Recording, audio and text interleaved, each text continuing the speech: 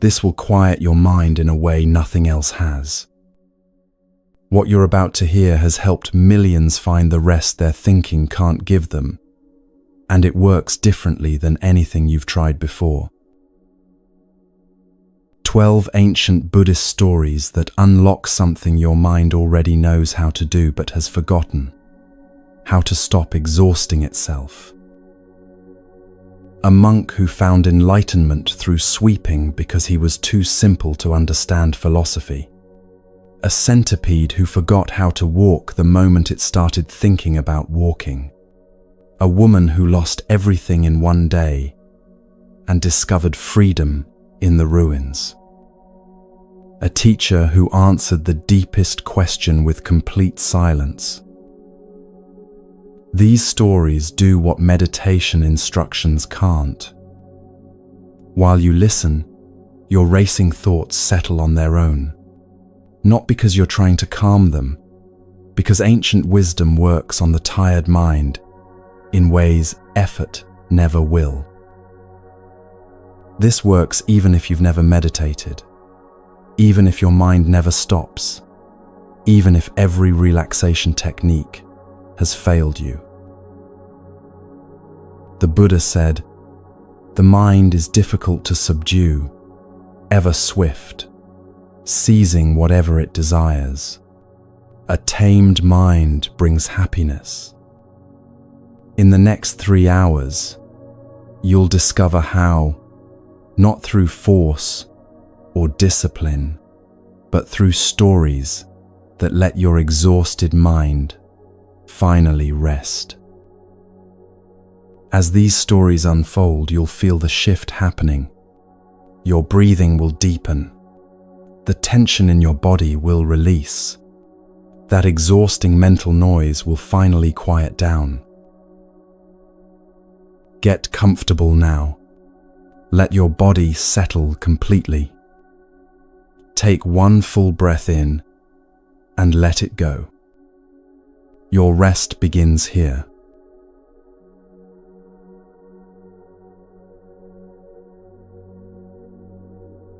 In the mountains of ancient China, there stood a monastery where scholars came to study the deepest teachings of Chan Buddhism.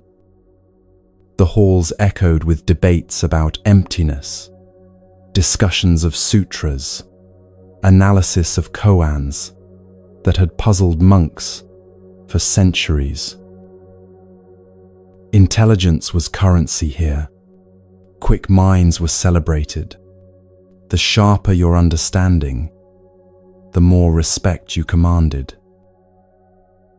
Among these brilliant students lived a young monk, the others called Simple Hui. Not to his face, they weren't cruel, but behind his back, with a mixture of pity and exasperation, that's what they whispered. Simple Hui. Because no matter how the teachers explained the Dharma, no matter how many times the abbot broke down complex ideas into smaller pieces, Hui simply couldn't grasp them.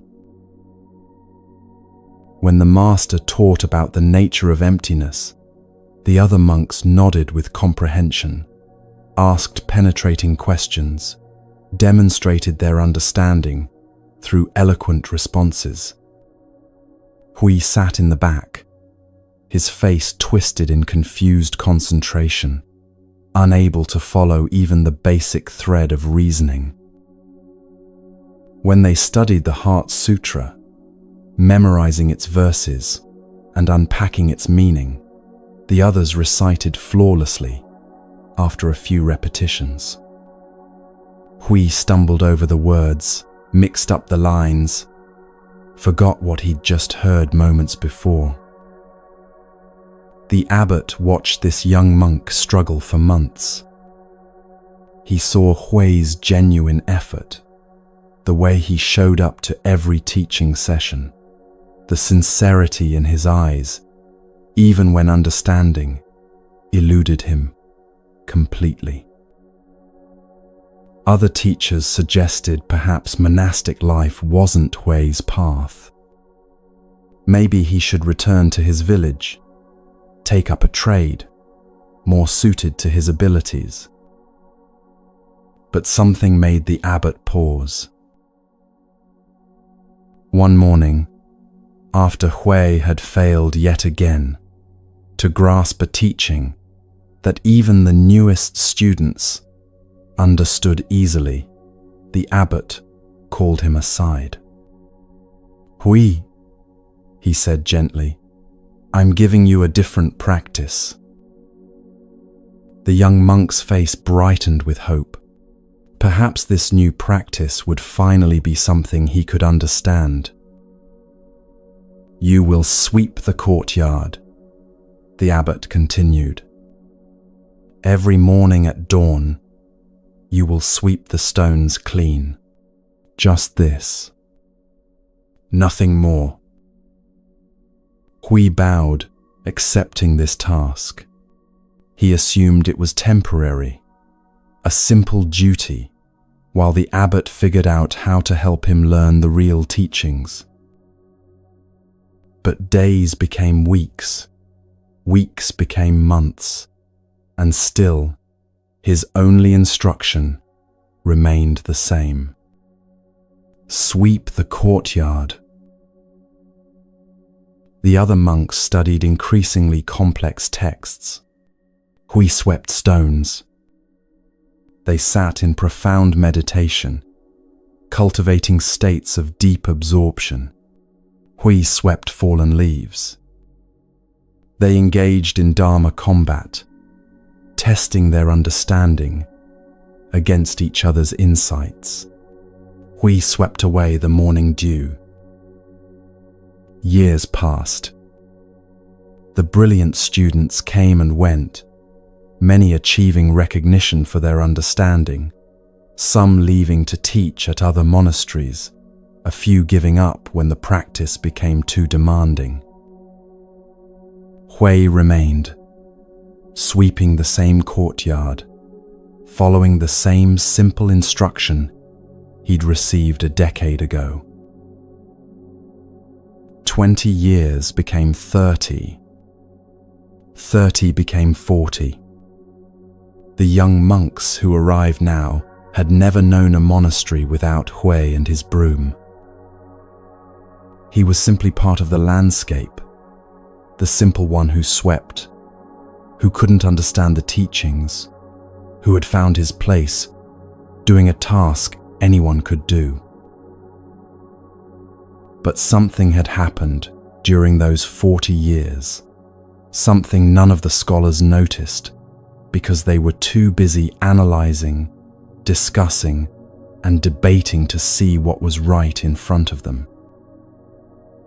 We had stopped trying to understand, not from giving up, from something else entirely.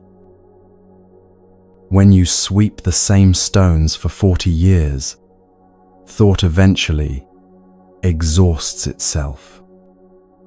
There's nothing new to figure out about sweeping.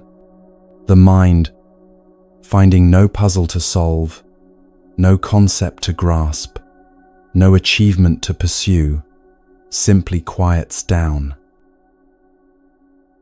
His hands knew exactly how to hold the broom.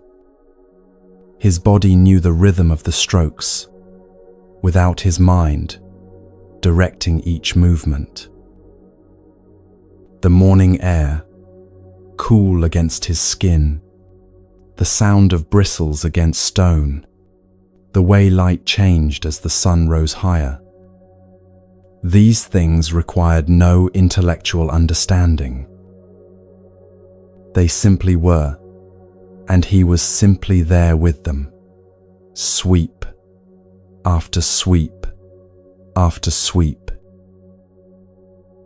One morning, the abbot, now very old, his hair completely white, stood watching Hui work. The rhythm was perfect, unhurried, complete. Each stroke received the same attention whether anyone was watching or not. No thoughts of finishing quickly. No thoughts of doing it correctly. No thoughts at all, just sweeping, perfect, and whole unto itself. "We," the abbot called softly. The monk looked up, broom still in hand, present and alert, without the slightest confusion in his eyes. "Tell me," the abbot said, "what is the meaning of Bodhidharma coming from the West?" This was the great koan, the question that had stumped scholars, the test that separated true understanding from intellectual cleverness. The young monks who'd studied for years could offer elaborate answers full of references and reasoning. But Hui, who'd never understood a single teaching, who couldn't grasp even the simplest Dharma talk, Hui simply lifted his broom slightly and smiled. In that gesture, the abbot saw what 40 years of sweeping had accomplished. Hui hadn't learned about no mind from texts or lectures. He'd lived it, breathed it, embodied it through the simple act of sweeping stones until there was no one left who was doing the sweeping. Just sweeping itself, happening perfectly, completely, without the exhausting interference of a mind trying to understand or achieve or become. The old abbot bowed deeply to his student. The other monks, watching this, were stunned. Their master, bowing to simple Hui, the one who'd never grasped a single teaching. But the abbot understood what they didn't, that intellectual understanding and direct experience are entirely different things. One exhausts the mind with endless concepts. The other lets the mind rest in simple presence. The Buddha once taught, "Wonderful, indeed, it is to subdue the mind, so difficult to subdue, ever swift, and seizing whatever it desires. A tamed mind brings happiness." But here's what the scholars miss. You don't tame the mind by thinking about taming the mind. You tame it by giving it something so simple, so complete, so utterly without complexity, that it has nothing left to grasp at, nothing left to figure out, nothing left to do, except finally rest. This is why Hui succeeded where brilliant students failed. They were trying to understand their way to freedom. He was simply sweeping. They filled their minds with concepts about emptiness. He emptied his mind by giving it 40 years of the same simple task. They knew all about meditation, could describe the stages of concentration, could debate the fine points of practice. He just swept, and in that sweeping, found what all their knowledge pointed toward, but couldn't deliver. Your own mind is probably doing right now what those scholar monks spent their lives doing, trying to figure things out, analyzing, comparing, evaluating, planning, listening to these words while simultaneously thinking about them, judging whether this story is useful, wondering if you're understanding correctly, checking whether you're relaxing the right way. This is the peculiar trap of human consciousness. We think about our thinking. We watch ourselves experiencing. We evaluate our own evaluations. Right now, part of your mind is probably monitoring how relaxed you are, which immediately makes you less relaxed because monitoring requires mental effort.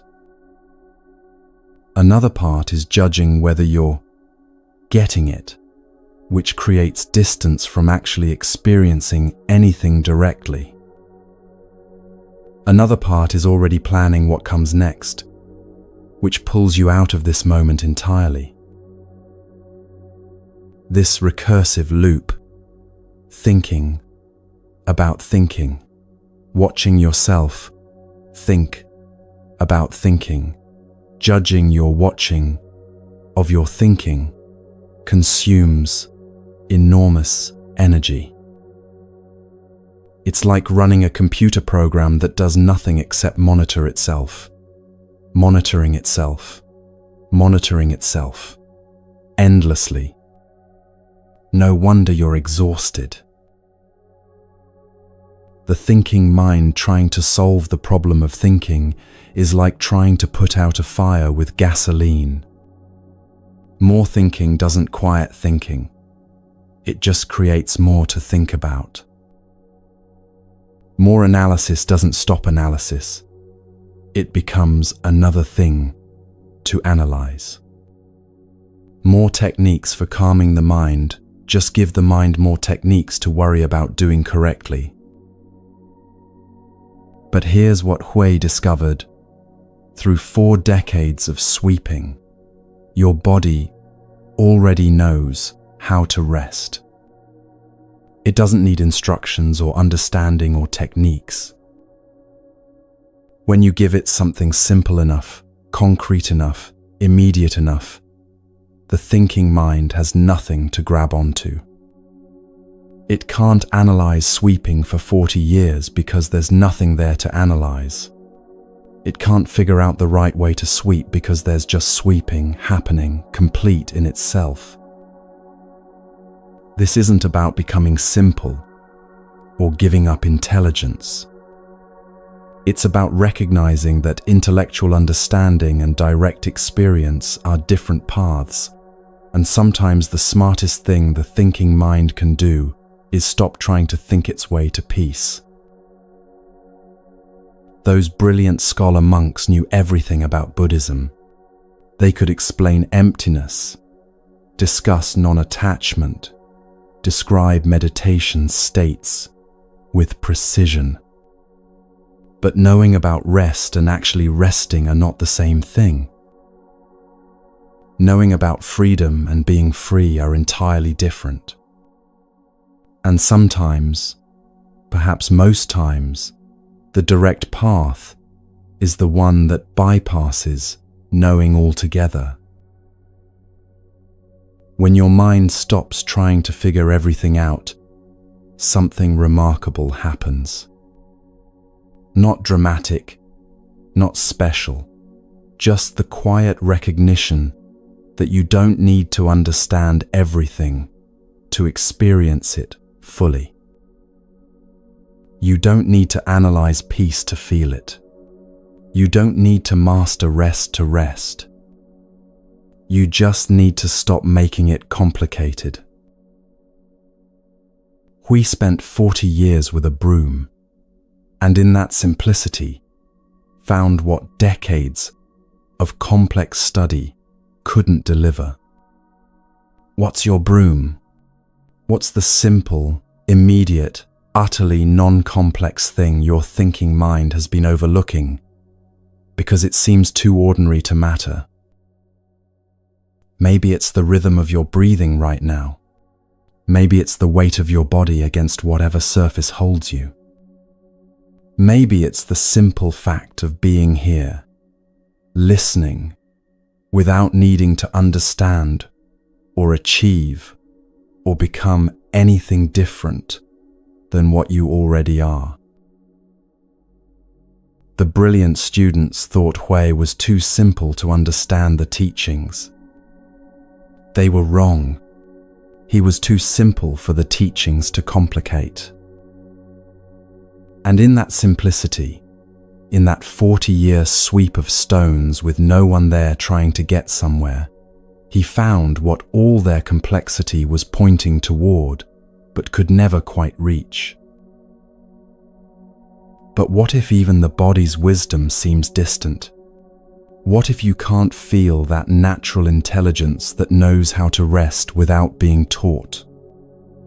The next story shows what happens when we lose touch with the automatic grace we were born with, and what that loss reveals about the thinking mind's interference.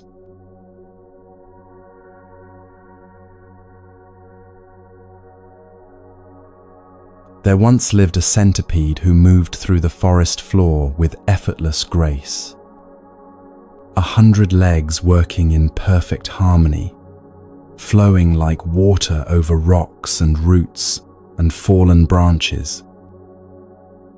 She never stumbled, never hesitated, never needed to think about which leg should move when or how to coordinate the intricate dance of all those tiny feet. Her body simply knew. One morning, as she crossed a sun-dappled path, a toad sitting on a nearby stone watched her move with obvious fascination.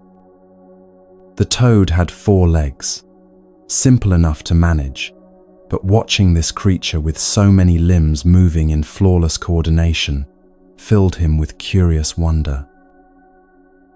"Excuse me," the toad called out. "I hope you don't mind my asking, but I've been watching you move, and I'm absolutely amazed. How on earth do you manage all those legs? Which one do you move first? How do you keep track of them all? How do you know which leg goes forward when?" The centipede stopped. For the first time in her life, she considered the question. How did she manage all those legs? Which one did move first? She'd never thought about it before. She looked down at her many feet, suddenly aware of each individual leg in a way she'd never been before. "All right," she thought. "Let me figure this out. I'll start with the front right leg, or should it be the front left? And then, which one comes next? The one directly behind it, or the one on the opposite side?" She tried to move forward, but now her mind was directing traffic. Front right leg. Go. Wait. Now which one? The second right? The first left? She attempted a step, and several legs moved at once, while others remained frozen, creating an awkward stumble. She tried again, thinking harder, concentrating more intensely on the sequence. If the front right goes first, then logically the second left should follow, then the third right, creating a diagonal wave pattern, or is it supposed to be sequential pairs? Her legs tangled together. She lost her balance and collapsed in a confused heap of limbs. The toad hopped closer, concerned. "Are you all right? I didn't mean to cause any trouble." The centipede lay there, utterly paralyzed, her mind racing through calculations and sequences and patterns, trying desperately to figure out consciously what her body had done automatically for her entire life. The more she thought about it, the more impossible it seemed. 100 legs. How had she ever managed them all? This is what happens when thinking enters what the body already knows how to do. Your body performs miracles every moment without asking your mind for permission or instructions. Your heart beats roughly 100,000 times each day, adjusting its rhythm without you deciding when to speed up or slow down. Your lungs breathe in, perfect response to your oxygen needs. None of this requires your thinking mind's involvement. In fact, your thinking mind couldn't manage these processes even if you wanted it to. The complexity would overwhelm you instantly, just like it overwhelmed the centipede. But we do this all the time with things the body knows how to do naturally. A musician practices until her fingers know exactly where to go, the music flowing through her hands without conscious thought. Then she performs in front of an audience, and suddenly she's thinking about each note, watching her fingers, evaluating her playing, and the natural flow stutters and breaks. Have you ever been walking downstairs and suddenly become conscious of the process? You start thinking about each step, where to place your foot, how to shift your weight, and immediately you become clumsy, almost stumbling over something you've done thousands of times without any difficulty. This is what your thinking mind does to rest. The Buddha taught this when he said the trained mind and untrained mind operate completely differently. The untrained mind constantly interferes, inserting commentary, demanding control, trying to manage what doesn't need managing. The trained mind knows when to step back and let natural intelligence work. Your body knows how to rest. It's been doing it since before you were born. In the womb, you rested. As an infant, you rested without trying, without techniques, without instructions on how to do it correctly. Rest is as natural to your body as breathing, as heartbeat, as the constant renewal of cells. But then your thinking mind gets involved. Am I relaxing correctly? Should I focus on my breath or body sensations?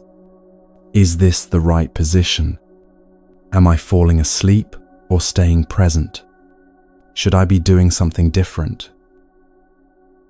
Each question pulls you further from the natural rest your body already knows how to do, inserting mental commentary into an automatic process, creating the same paralysis that stopped the centipede from walking.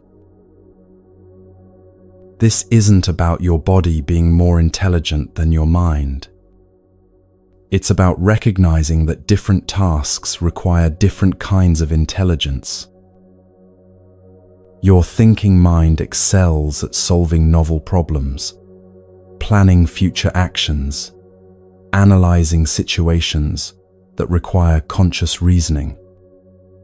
But it's terrible at managing the countless automatic processes your body handles perfectly on its own. When you try to think your way into rest, you're asking the wrong tool to do the job. It's like trying to use a hammer to paint a picture. The tool isn't wrong.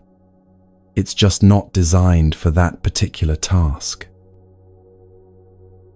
The centipede couldn't walk because she was using analytical intelligence to manage something that required somatic intelligence, the wisdom embedded in the body itself, the knowing that exists without thought, without words, without conscious understanding. You have this same wisdom. It's there in every breath you're taking right now, without deciding to breathe. It's there in your heartbeat continuing steadily without your permission. It's there in the way your body maintains its temperature, repairs its injuries, knows when it needs food or water. All of this happening perfectly, constantly, without your thinking mind's involvement. Rest works the same way.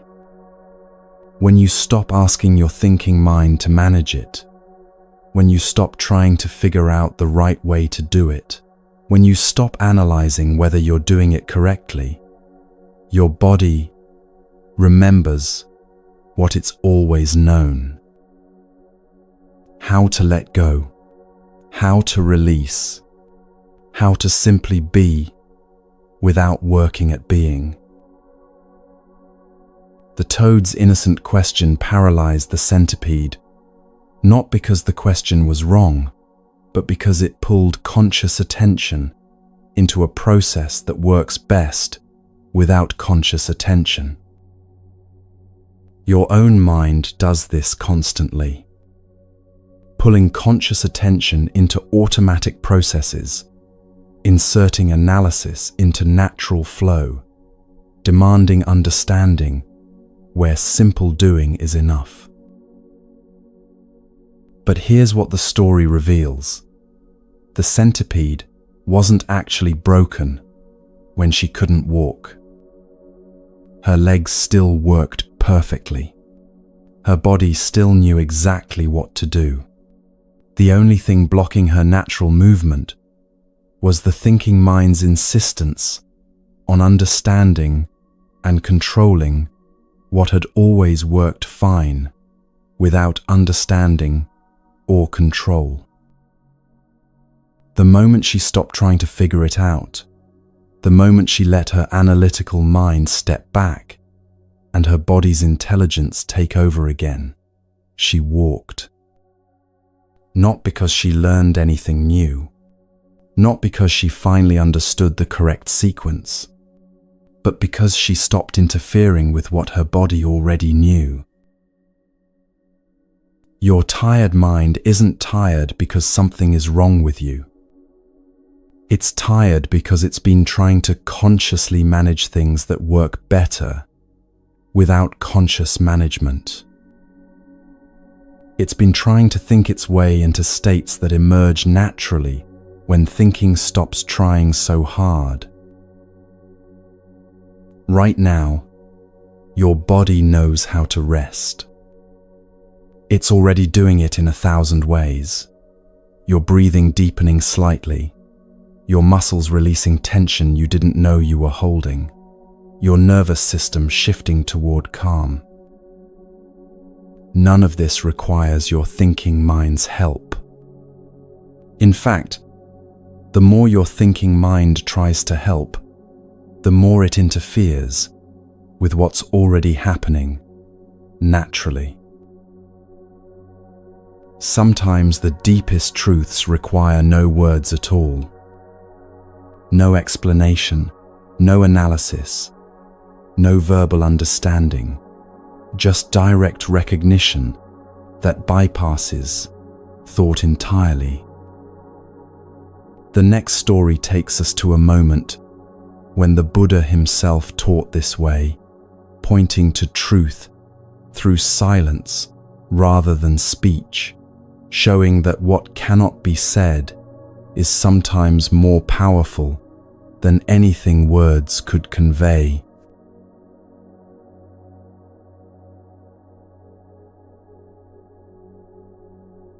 On Vulture Peak, a mountain sacred to seekers of truth, a vast assembly gathered to hear the Buddha teach. Thousands of monks sat in neat rows, their robes the color of earth and saffron, their faces turned upward with anticipation. Lay followers crowded the outer edges, hoping to catch even a few words of wisdom from the awakened one.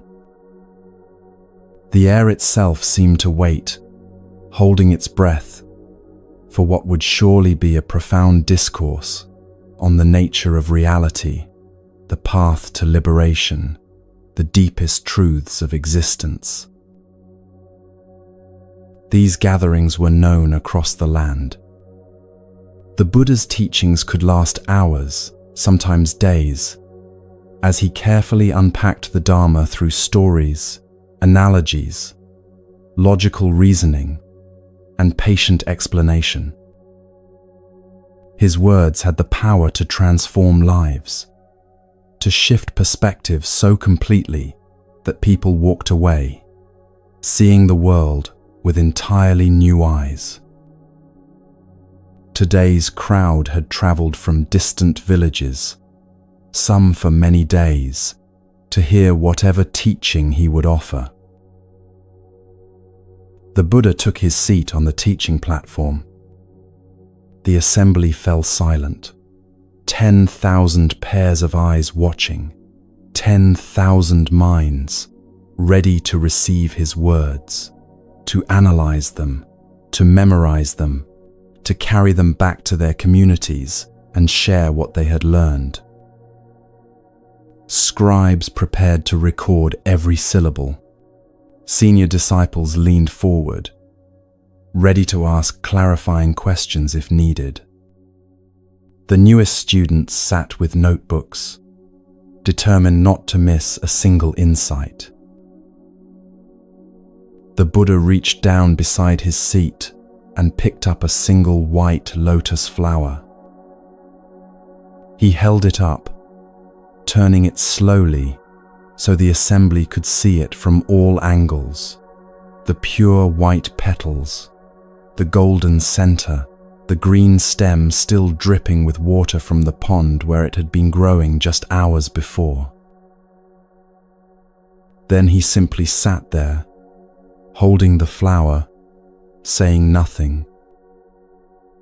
The silence stretched. 1 minute, 2 minutes, 3. The assembly began to shift uncomfortably. Surely the teaching would begin soon. Surely this was just a dramatic pause before he launched into an explanation of what the flower represented. Purity, perhaps, or the unfolding of enlightenment, or the beauty that grows from muddy water. But the Buddha remained silent, simply holding the flower, his eyes soft and present, a slight smile playing at the corners of his mouth. 5 minutes passed. 10. The crowd grew restless. What did this mean? Was this a test? A riddle they were supposed to solve? Minds raced, trying to figure it out, trying to extract meaning from the silence, trying to understand what the flower was meant to teach them. Some students thought it must be about impermanence. The flower would wilt and die, showing the transient nature of all things. Others thought it represented Buddha nature, the inherent purity that exists in all beings, despite growing in the mud of suffering. Still, others constructed elaborate interpretations, involving the petals as the eightfold path, or the stem as the connection between earth and enlightenment. Their minds worked furiously, building concepts, creating frameworks, trying to translate the simple gesture into words they could understand, analyze, and remember. And then, in the midst of all this mental activity, one person in the vast assembly smiled. Mahakashyapa, sitting quietly in the third row, suddenly smiled, not the smile of someone who has figured out the answer to a puzzle, but the smile of someone who has seen something directly, without the interference of thought, without the need for explanation. The Buddha saw this smile and nodded. I have the treasure of the true Dharma I, the marvelous mind of nirvana, the true form without form, the subtle gateway of the Dharma. It does not depend on words and letters, but is a special transmission outside the scriptures. This I entrust to Mahakashyapa. The assembly was stunned. What had just happened? What had Mahakashyapa understood that they had missed? They had all seen the same flower, heard the same silence. What was there to get? But that was exactly the point. There was nothing to get, nothing to figure out, nothing to translate into concepts and carry away in the mind's filing cabinet of spiritual knowledge. Mahakashyapa hadn't understood the flower. He had simply seen it, directly, completely, without his thinking mind inserting itself between his awareness and the actual living presence of white petals, golden center, green stem. While everyone else was busy trying to understand what the flower meant, Mahakashyapa had simply met the flower as it was, and in that direct meeting, without words, without concepts, without the exhausting work of interpretation, he touched what the Buddha was pointing toward. This is what happens when we stop trying to translate everything into language. Right now, you're hearing these words, and your mind is probably doing what the assembly did, trying to understand, trying to figure out the lesson, trying to extract meaning that you can grasp and hold on to. This isn't wrong.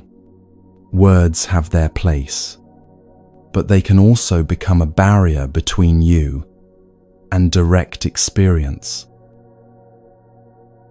Think about the last time you saw something truly beautiful, a sunset maybe, or a child's face lit up with joy, or a moment of unexpected grace.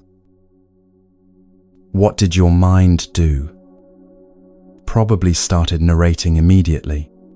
That's beautiful, it said, already one step removed from actually seeing. Then perhaps it compared this sunset to other sunsets you've seen, or it started planning how to describe it to someone else, or it pulled out your phone to take a picture, which meant you were now looking at the sunset through a screen rather than directly. Each of these moves, labeling, comparing, narrating, capturing, pulls you out of direct experience and into thinking about experience. The thinking isn't bad, but it's also not the same as actually being present with what's right in front of you. The Buddha could have given a brilliant discourse about the lotus flower.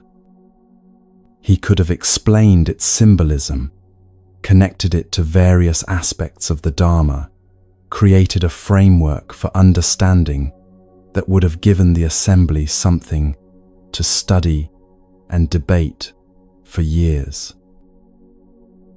And they would have loved it, because thinking minds love having something to think about, something to analyze, something to understand. But he didn't do that. He just held up the flower, because some truths cannot be spoken, not because they're mysterious or hidden, but because the moment you put them into words, you've already moved away from the direct experience they're pointing toward. There's an intelligence that recognizes truth before thought labels it. You know this intelligence You use it all the time, without realizing it. A baker's hands know when dough is ready. Not because the baker is thinking about gluten development and hydration ratios, but because 10,000 batches have taught her hands to feel the exact texture, the subtle resistance, the way properly developed dough responds to pressure. She knows through her hands, directly, before any words form in her mind. A musician's fingers find the right notes without conscious direction. Her hands have practiced so many times that they know the geography of the instrument better than her thinking mind could ever map it. The music flows through her fingers, not because she's thinking about which key to press next, but because her body has learned the language of melody and her hands speak it fluently. A woodworker feels how the grain wants to be cut. His hands recognize the wood's resistance, know when to apply more pressure and when to ease back, sense the difference between working with the material and fighting against it, all without verbal thought, all through direct physical knowing. This is the same kind of knowing Mahakashyapa had when he saw the flower. Not conceptual understanding that can be explained in words, but direct recognition that bypasses language entirely. Your hands have been practicing this all along.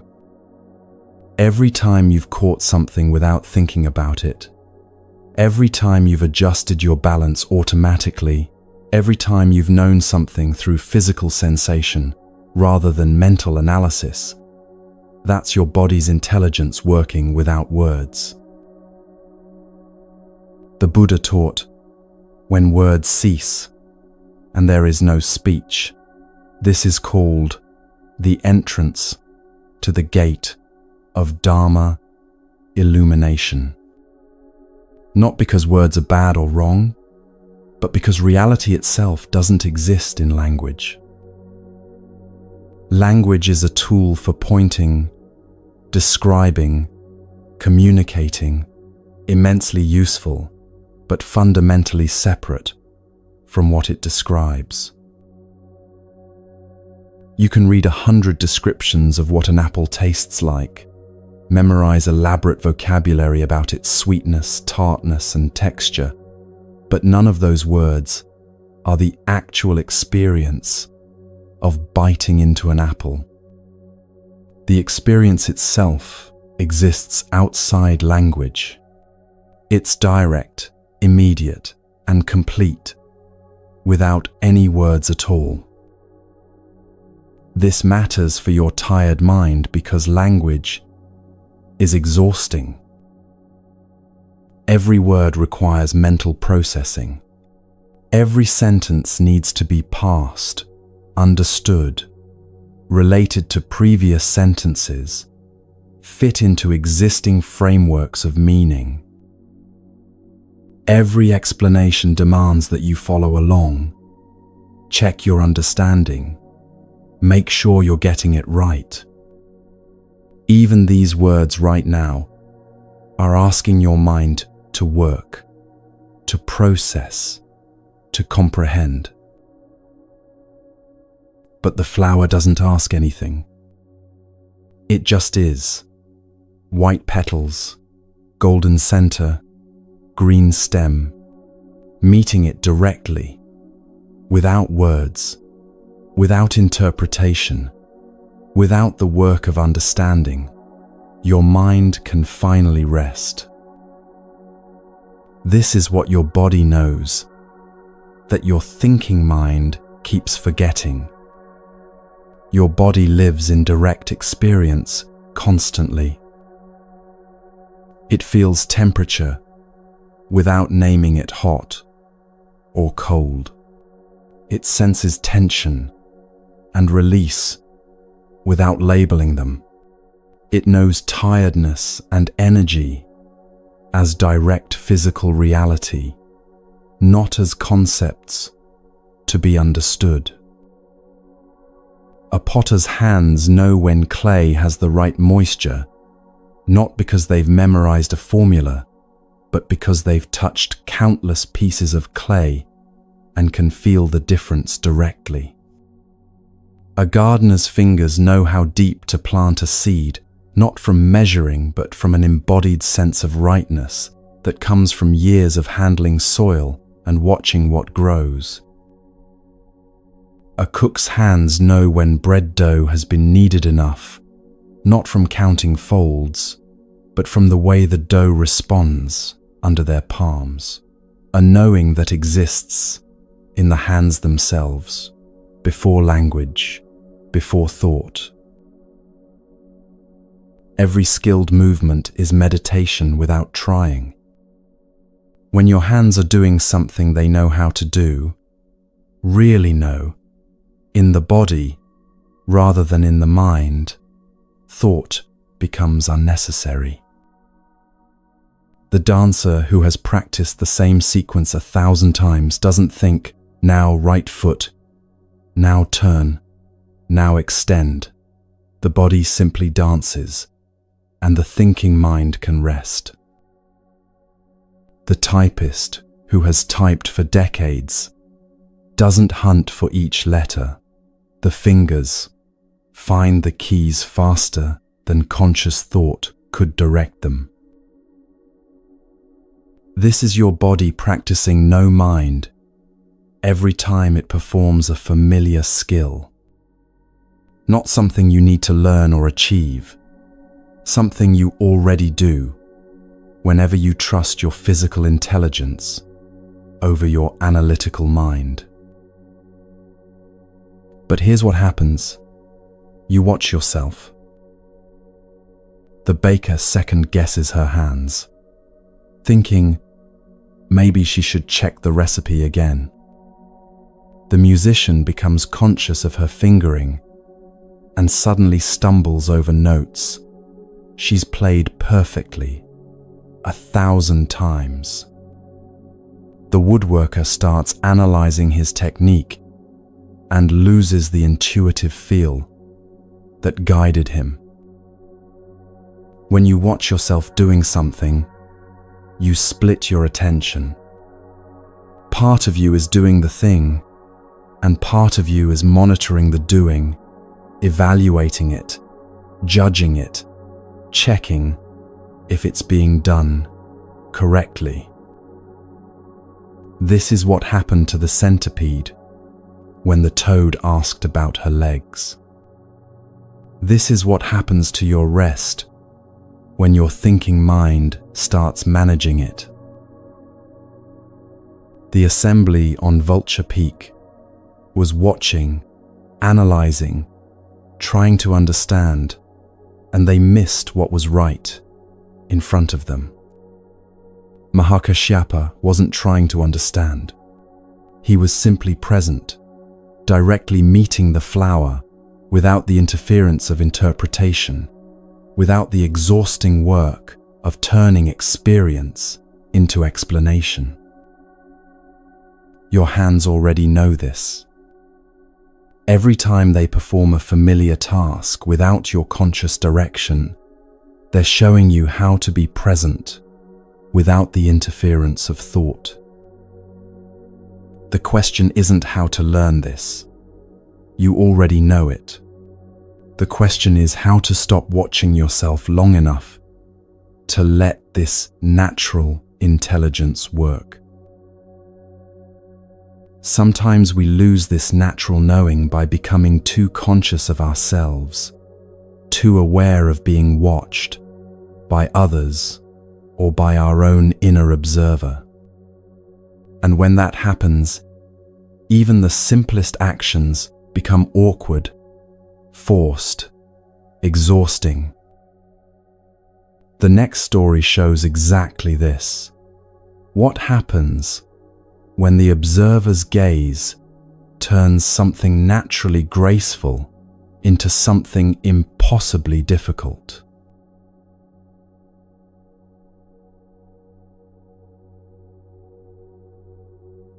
Sona was born without sight. He entered the world the way all infants do, crying, breathing, hungry for milk. But his eyes never registered the faces leaning over him, never tracked movement across a room, never learned to distinguish his mother's features from shadows on the wall. Darkness was not something he experienced as the absence of light. It was simply the way his world was, complete and whole, requiring no comparison to anything else.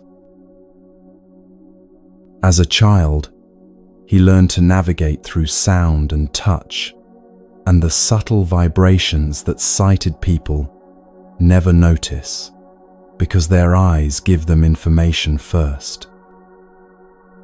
He knew his mother's approach by the particular rhythm of her footsteps, could distinguish his father's breathing from his brother's, felt the warmth of sunlight on his skin without needing to see its source.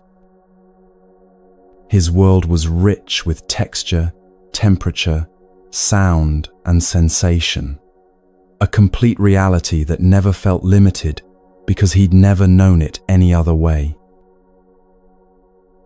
When he heard about the Buddha's teaching, something in those words spoke to him. Not because he could see some vision of enlightenment, but because the Dharma described a way of knowing that matched how he already experienced life, directly, through immediate contact, without the interpretations that eyes so often impose. He went to the monastery and asked to become a monk. The other monks exchanged uncertain glances. How could someone who couldn't see learn the Dharma? How would he read the texts, observe the proper forms, navigate the practices that seemed to require sight at every turn? But the Buddha welcomed him without hesitation. The Dharma is not found in texts alone, he said. It's found in direct experience, which Sona already knows intimately. The teaching began not with scrolls or visual demonstrations, but with sound. A senior monk would speak the teachings aloud, slowly, clearly, and Sona would listen with an attention that sighted students rarely achieved. When others' eyes wandered to movements in the room, to the play of light through windows, to the faces of fellow students, Sona's full awareness rested in the words themselves, their meaning, their rhythm, their subtle implications. He learned the Four Noble Truths through feeling them in his own experience. Suffering, he knew it not as a concept, but as the actual sensation of discomfort, frustration, the wanting things to be different than they were. The cause of suffering, he felt how his mind created stories about his blindness, wishing he could see, comparing himself to sighted monks, building elaborate narratives of limitation. The end of suffering, he experienced directly what happened when those stories quieted, when wanting ceased, when the mind simply rested in what was actually present rather than what it imagined should be present. Touch became his primary teacher. His hands learned the textures of everything, the smoothness of polished meditation beads, the rough grain of wooden prayer wheels, the particular way robes folded, the shapes of offering bowls, the living warmth of another person's hand in greeting. Through touch, he understood impermanence directly. He could feel how everything changed, temperature shifting throughout the day, surfaces wearing smooth under repeated contact, his own body aging and transforming. Sound revealed patterns that sighted people missed entirely. He could hear the difference between someone walking with confidence and someone moving with uncertainty, between genuine laughter and polite performance, between words spoken from deep understanding and words merely repeated from memory. The quality of silence spoke to him. The silence after a profound teaching felt different than the silence of confusion, though sighted monks often couldn't tell them apart. Within 3 years, something shifted in Sona that the other monks could sense, even if they couldn't quite name it. He carried a quality of complete presence that even senior practitioners envied. When he sat in meditation, there was no sense of him trying to get somewhere or achieve something. He was simply there, fully, his attention not divided by visual distractions, not pulled toward what he could see in the distance or what might be happening across the room. The Buddha recognized what had happened. Sona had become an arahant, one who has fully awakened, whose mind no longer creates unnecessary suffering, who lives in direct contact with reality as it actually is. But here's what surprised the other monks most. When they asked Sona to teach, expecting he would speak about accepting limitations or making the best of difficult circumstances, he said something completely different. Sight can be the greatest obstacle to seeing clearly, he told them. Your eyes show you surfaces and shapes, colors and movements, and your minds immediately create stories about what you're seeing. You see a person's face and decide they're happy or sad, trustworthy or suspicious, attractive or plain. You see an object and label it valuable or worthless, desirable or disposable. Your eyes give you so much information that your thinking mind never stops interpreting, never rests from the work of making sense of everything you see. He was right.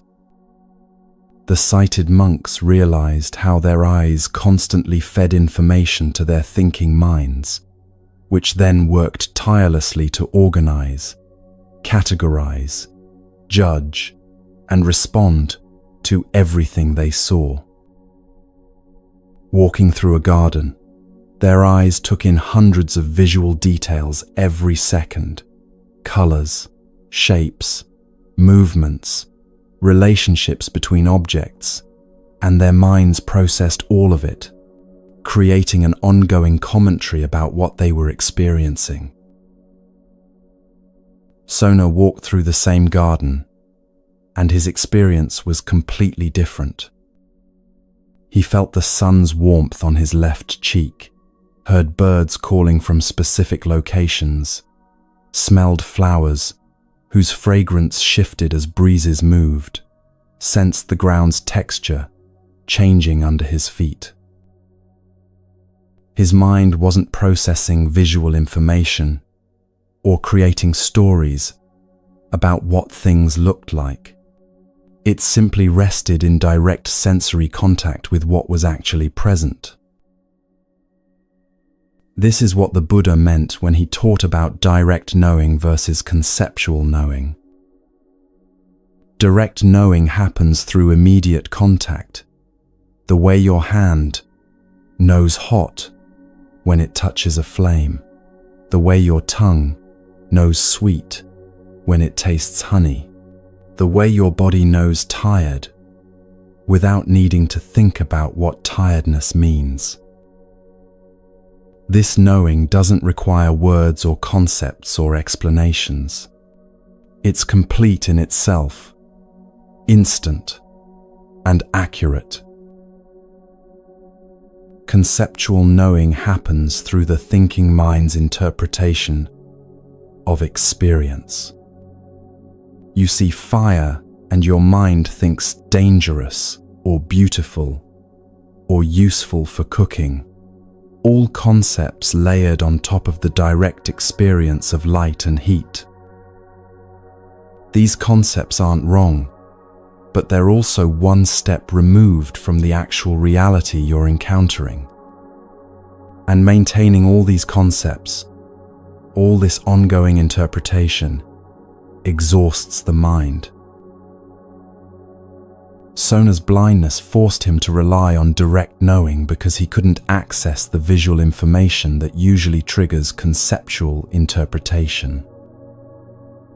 He couldn't see someone's face and make assumptions about their character. He had to encounter them directly through tone of voice, quality of presence, the way they moved and spoke and related. He couldn't see an object and immediately categorize it as beautiful or ugly, new or old, expensive or cheap. He had to meet it through touch, weight, texture, direct properties, rather than visual interpretations. This is why we use the word insight for deep understanding, even though seeing has nothing to do with it. Real insight isn't visual. It's direct knowing that bypasses the eyes entirely, bypasses all conceptual thinking, and contacts truth immediately. Sona had this insight, not despite his blindness, but in many ways because of it. When one sense is removed, the others intensify. This isn't just about hearing becoming sharper or touch becoming more sensitive, though both of those happen. It's about attention itself becoming more focused, less divided, more capable of resting in single-pointed awareness rather than scattering across multiple inputs simultaneously. You can experience this yourself right now. Close your eyes for a moment and notice how your awareness of sound immediately sharpens. You hear things that were present all along but that your visual attention was drowning out. The hum of electronics, distant voices, your own breathing, the settling of the building around you. Without visual input demanding constant processing, your mind has space to receive other information more fully. The Buddha taught, that which is directly experienced is grasped fully. That which is conceived is only partially known. This points to exactly what Sona discovered, that direct sensory knowing is complete and immediate, while conceptual understanding is always incomplete, always one step removed from actual reality. Your thinking mind prefers concepts because they feel manageable, controllable, something it can grasp and hold on to. But direct experience can't be grasped. It can only be met in the moment it's happening. The warmth of sun on your skin right now isn't a concept you can file away and think about later. It's a reality you're experiencing now, or not at all. This is why Sona's teaching freed so many monks from the exhaustion of constant mental interpretation. He showed them that you don't need to understand everything you experience. You don't need to label it, categorize it, Figure out what it means or how it fits into your conceptual framework. You can simply be present with the direct knowing that happens through your senses before thought begins its commentary. Your body does this naturally all the time. Your skin knows temperature without thinking, "This is 72 degrees." Your ears know sound without thinking, "This frequency is 440 hertz." Your nose knows fragrance without thinking, "This is the molecular structure of rose oil." All of this direct knowing happens instantly, completely, accurately, and it requires zero mental effort. The exhausting part is what comes after, the thinking mind's insistence on interpreting, explaining, relating this direct experience to everything else it knows, building elaborate conceptual structures on top of simple sensory reality. Sona lived in direct knowing because his blindness gave him no choice. But you have this same capacity. Right now, your body is providing direct knowing about everything it's touching, hearing, feeling. The question is whether your thinking mind will let you rest in that direct knowing, or whether it will immediately start its interpretive work, building concepts and stories that pull you away from immediate reality. Insight, real insight, the kind that frees the mind from its exhausting patterns, comes not from seeing more, but from resting in the direct knowing that's always available beneath conceptual interpretation. This is what Sona taught, and this is what his blindness paradoxically allowed him to see more clearly than those with perfect vision.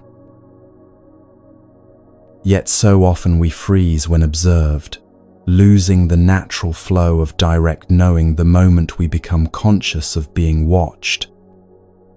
The next story reveals exactly this, how the observer's gaze, whether from others or from ourselves, can paralyze what moves perfectly when left alone.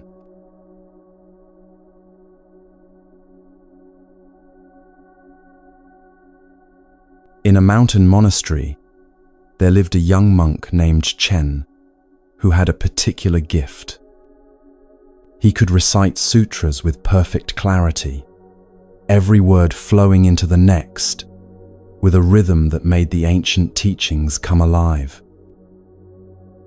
Alone in his small room at dawn, he would chant the texts he'd memorized, his voice steady and sure, never stumbling, never hesitating, the words emerging as naturally as breathing. His roommate often woke to the sound of these morning recitations and marveled at Chen's flawless delivery. The words came so smoothly, so effortlessly, that it seemed Chen had been born knowing these texts, rather than having spent years memorizing them. But there was something strange. During formal ceremonies, when the entire monastery gathered and monks took turns reciting before the assembly, Chen would volunteer eagerly, confident in his ability. Yet the moment he stood before the group, something happened. His voice would shake. He'd lose his place. Words that flowed perfectly in private would tangle in his mouth, and he'd stumble through passages he knew by heart, his face flushing with embarrassment as he struggled to the end. This happened repeatedly. Perfect in solitude, paralyzed before others. Chen couldn't understand it. The words hadn't changed. His knowledge hadn't disappeared. So why could he recite flawlessly when alone, but barely manage when others were listening? The monastery's head teacher, Master Hui, noticed this pattern. He'd heard Chen practicing through the thin walls and knew the young monk's capability. One evening, he invited Chen to his quarters. "Tomorrow morning," Master Hui said, "I want you to recite the Heart Sutra in my presence. Just the two of us. I'll be sitting in meditation while you recite." Chen agreed, though anxiety immediately tightened in his chest. Even in front of just one person, he knew what would happen. The next morning, Chen entered the master's room. Master Hui sat facing the wall in meditation posture, perfectly still, apparently paying no attention to Chen at all. Chen took a breath and began. The Bodhisattva of compassion, when practicing deeply the perfection of wisdom, saw clearly that he stopped. The words had scattered like startled birds. He knew the next line perfectly. He'd recited it flawlessly yesterday morning alone. But now, knowing Master Huyi was listening, even with his back turned, Chen's mind went blank. He started again, made it 3 lines further, then stumbled. Started again, stumbled again. His perfect recitation had become a halting, awkward mess. Master Hui remained silent, unmoving, his back still turned. Chen felt the familiar shame rising. He was failing again, proving himself incapable, demonstrating his inadequacy right in front of the one person whose respect he most wanted. He tried harder, concentrating intensely on each word, which only made things worse. Then Master Hui spoke without turning around. "Chen, who is reciting right now?" The question was so unexpected that Chen forgot to be nervous for a moment. "I am, Master," he answered. "And who is listening to you recite?" "You are, Master." "And who else is listening?" Chen paused. "No one else is here, Master." "Look more closely," Master Hui said gently. "Who else is listening?" And suddenly, Chen saw it. He was listening, not just reciting, but simultaneously listening to himself recite, judging how he sounded, evaluating his performance, monitoring for mistakes, comparing this recitation to how it should sound. Part of him was speaking while another part was watching the speaking, criticizing it, anticipating failure, creating the very stumbling it feared. "I'm watching myself," Chen said quietly. "Yes," Master Hui replied. "And this watching, this is what tangles your words. When you recite alone, there's just reciting. When you recite before others, there's reciting, and also someone watching the reciting, judging it, trying to control it. This split divides your attention and fractures the natural flow." He continued, still facing the wall. "Now recite again, But this time, forget that I'm here. Forget that you're here. Let there be only the words themselves, arising and passing like clouds moving across the sky. Chen closed his eyes. He let his attention sink beneath the watching, beneath the judging, beneath the performance anxiety. Just words. Just sound emerging from silence and returning to silence. The Bodhisattva of compassion, when practicing deeply the perfection of wisdom, saw clearly that the 5 aggregates are empty. The words flowed. Each line emerged complete, natural, without effort or strain. Chen recited the entire sutra perfectly, and when he finished, he realized he'd completely forgotten Master Hui was there, forgotten to monitor his performance, forgotten to watch himself doing it. There had been only the recitation itself, whole and undivided. This is what happens when the watcher steps back. You have this watcher too, that part of your mind that simultaneously experiences and observes the experiencing, that lives your life while also monitoring how well you're living it.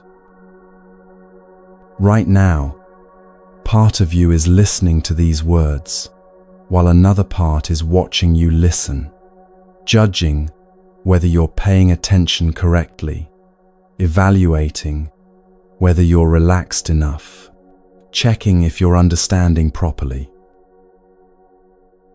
This split happens constantly. You're having a conversation while simultaneously watching yourself have it, monitoring your words, judging your responses, wondering what the other person thinks of you. You're walking down the street while watching yourself walk, aware of how you look, adjusting your posture, managing your appearance. You're trying to relax while watching yourself try to relax, evaluating how well you're doing at relaxing, which makes actual relaxation impossible. The Buddha taught about this when he spoke of self and not self. He said, "That which is inconstant is suffering. That which is suffering is not self. That which is not self should not be clung to as, this is mine, this is me, this is myself."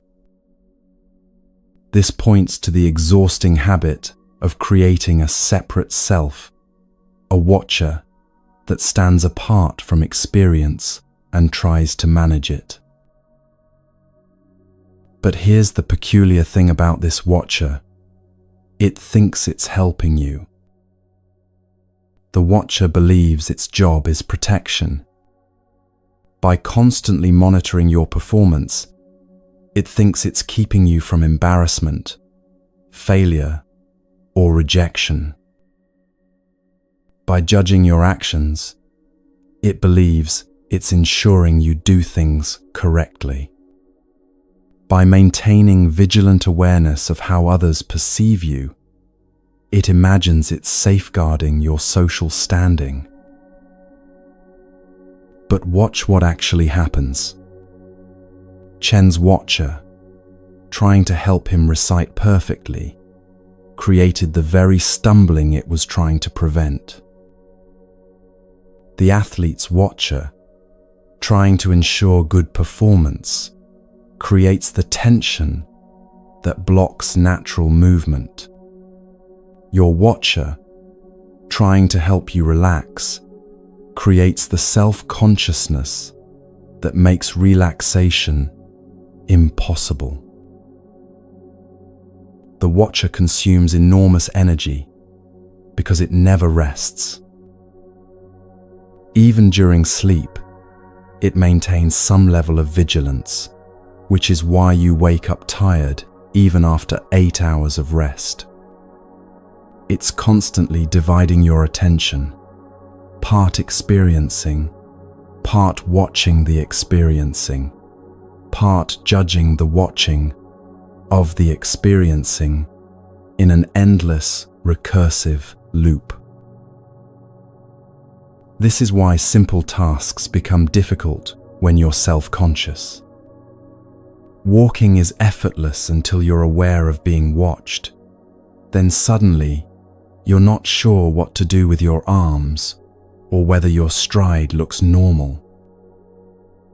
Conversation flows naturally until you become conscious of being evaluated. Then every word feels forced and awkward. Even breathing becomes labored when you're monitoring it, trying to breathe correctly instead of letting breath happen on its own. The split between experiencer and observer creates exhaustion because you're essentially trying to be in two places at once, living your experience while simultaneously standing outside it, judging how well you're living it. No wonder you're tired. But here's what Master Hui understood and what Chen discovered in that moment of perfect recitation. The watcher isn't actually a separate entity. It's a habit of attention, a pattern the mind has learned, a way of relating to experience that can be set down. When Chen forgot Master Hui was there, forgot he was performing, forgot to monitor and judge and control, the watcher dissolved, not because he fought against it, but because his attention dropped beneath it entirely. There was just reciting happening, complete in itself, without anyone standing apart from it trying to manage how it was happening. This is what rest actually is, not a state you achieve, but what naturally emerges when the watching stops. When there's no one monitoring whether you're resting correctly, no one judging your relaxation, no one maintaining vigilant awareness of how it's going, then rest simply happens. The way Chen's recitation simply happened when the watcher stepped back.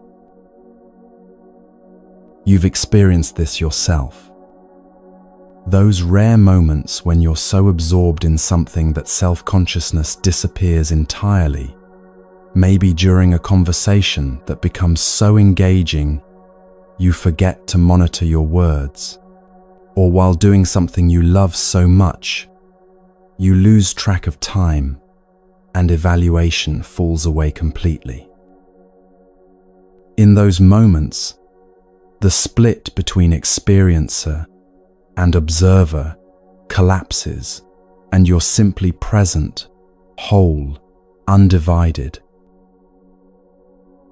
This wholeness isn't something you need to create or achieve.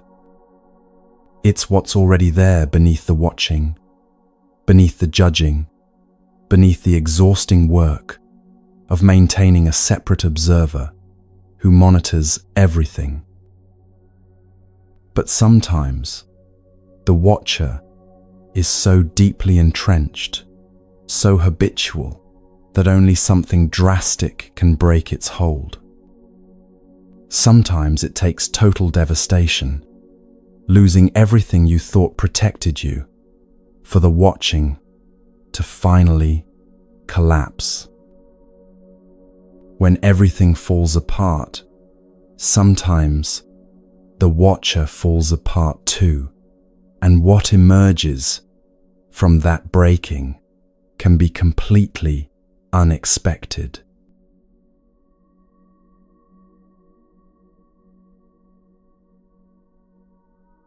Ubiri had been a courtesan in her earlier life, admired throughout the city for her beauty and grace. But those years felt distant now, almost as if they'd happened to someone else entirely. What mattered, what consumed her entire world, was her daughter Jiva, a girl whose laughter could brighten any room, whose small hand fit perfectly in hers, whose very existence had transformed Ubiri from a woman focused on appearance and status into someone capable of pure, unconditional love. Then fever came, the kind that burns through a child's body faster than anyone can stop it. Ubiri tried everything: healers, herbs, prayers, desperate bargains with any force that might be listening. Nothing worked. Within 3 days, Jiva was gone, her small body growing cold in Ubiri's arms as the morning light came through the window. They took Jiva to the burning ground on the city's edge, that place where bodies turned to smoke and ash, where the dead were released back into the elements they'd come from. Ubiri watched the flames consume her daughter's form, watched the smoke rise and dissipate into empty air, and something inside her broke that would not mend. She began going to the burning ground every day. Not to the place where Jiva's ashes had been scattered. That spot was unmarked, impossible to locate among all the other ashes, all the other grief that had soaked into that ground over countless years. But Ubiri went there anyway, wandering among the funeral pyres and cremation sites, calling her daughter's name. Jiva, my darling Jiva. She called it again and again, her voice raw, her eyes searching for something that couldn't be found, her hands reaching for a child who would never again hold them. People whispered about her, the mad mother, the one who couldn't let go, who'd lost her mind along with her daughter. Some felt pity, others discomfort, but everyone avoided her, this woman whose grief had become so naked, so total, that it made them afraid of their own potential for such devastation. Days became weeks. Weeks became months. Ubiri stopped caring for herself entirely. Her former beauty meant nothing. She barely ate, rarely slept, wore whatever clothes came to hand without thought for their condition. The only thing that existed was her daughter's absence, this hole in the world that she couldn't stop falling into, couldn't climb out of, couldn't even properly name, because naming it would make it real in a way she couldn't bear. Every morning she returned to the burning ground calling, "Jiva, Jiva," as if her voice might somehow reach across the boundary between life and death, as if her grief might be strong enough to pull her daughter back from wherever the dead go. One morning, the Buddha was walking near the burning ground and heard this crying. He'd heard such cries before. Grief is as common as breathing among those who don't yet understand impermanence, but something in this woman's voice carried a quality he recognized. This wasn't just sadness. This was someone standing at the edge, where the mind breaks, where self-preservation dissolves, where everything that usually holds a person together has come completely apart. He approached her slowly. Ubiri didn't notice him at first, lost in her calling, her searching, her impossible hope that this time her daughter might somehow answer. "Ubiri," the Buddha said gently. She turned, startled to hear her own name, to have someone address her as if she was still a person, rather than just this walking wound of grief. "Which jiva are you crying for?" he asked. The question made no sense to her. "My daughter," she said, confused. "My daughter Jiva." "But which jiva?" the Buddha persisted, his voice still gentle but insistent. "In this burning ground alone, 84,000 girls named Jiva have been cremated. Which one are you crying for?" The words struck Ubiri like a physical blow. 84,000. 84,000 daughters, 84,000 mothers, 84,000 griefs exactly like hers, not similar to hers, not comparable to hers, but identical in their unbearable weight, in their sense of unique, world-ending loss. "And not just here," the Buddha continued, his words falling like stones into still water, sending ripples outward that would never stop. "In all your past lives, which daughter are you crying for? The tears you've shed for lost children and lost parents and lost loved ones, if gathered together, they would form an ocean deeper than any sea on earth." Something shifted in Ubiri. Not immediately, not all at once, but like ice, beginning to crack under spring sun. She'd been drowning in the specific, in this daughter, this loss, this unbearable particular grief. She'd made an identity out of being Jiva's mother, and when Jiva died, that identity shattered, leaving her wandering this burning ground, trying to find the pieces, trying to put back together who she'd been. But the Buddha was showing her something else entirely. Not that her grief didn't matter. It mattered absolutely, completely, with the full weight of a mother's love.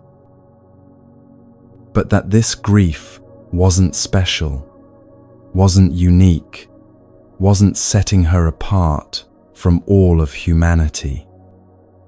It was connecting her to everyone who'd ever lived and lost, everyone who'd ever loved and watched what they loved disappear.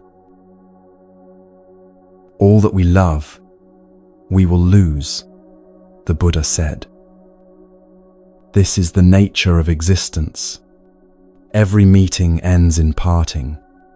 Every gathering ends in separation. Every birth ends in death. Not because the world is cruel, but because this is what it means for things to exist at all. They arise, they change, they pass away."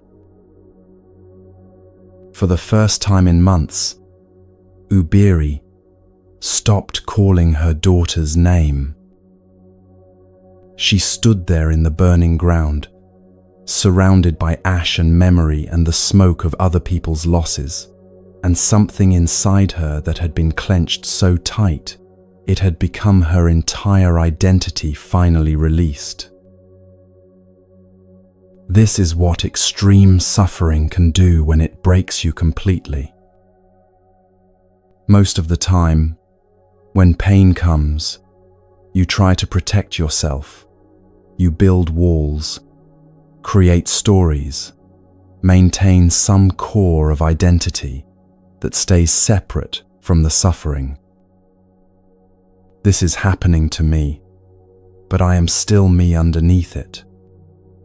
The watcher remains, monitoring your pain, evaluating your grief, maintaining the separation between the one who suffers and the suffering itself.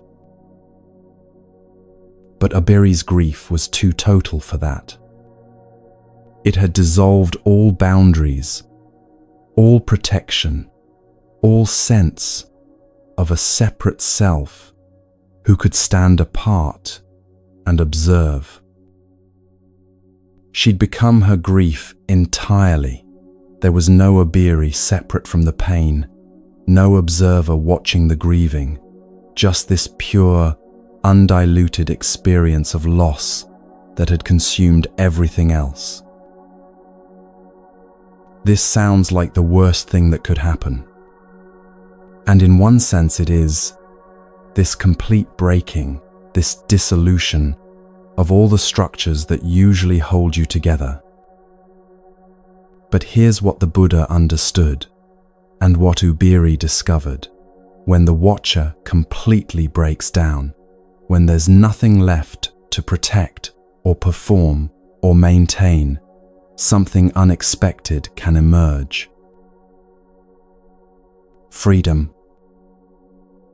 Not freedom from pain. The pain was still there. The loss was still real. Jiva was still gone and would never return. But freedom from the exhausting work of maintaining a separate self who had to manage the pain, control it, overcome it, somehow survive it, intact. When that structure collapsed entirely, what remained was something simpler, more immediate, less burdened by the constant work of self-maintenance. The Buddha taught, all formations are impermanent. When one sees this with insight, one becomes weary of suffering. This is the path to purity. These words point to exactly what Obiri experienced. Not that impermanence is a nice philosophical idea to contemplate, but that it's the fundamental nature of everything, including the self that seems so solid, so permanent, so necessarily in need of protection. Your own identity, the story of who you are, what you've accomplished, what you've lost, what defines you, this is also impermanent. It feels permanent because you're maintaining it constantly, reinforcing it through repetition, defending it against threats, performing it for others and yourself. This maintenance takes enormous energy.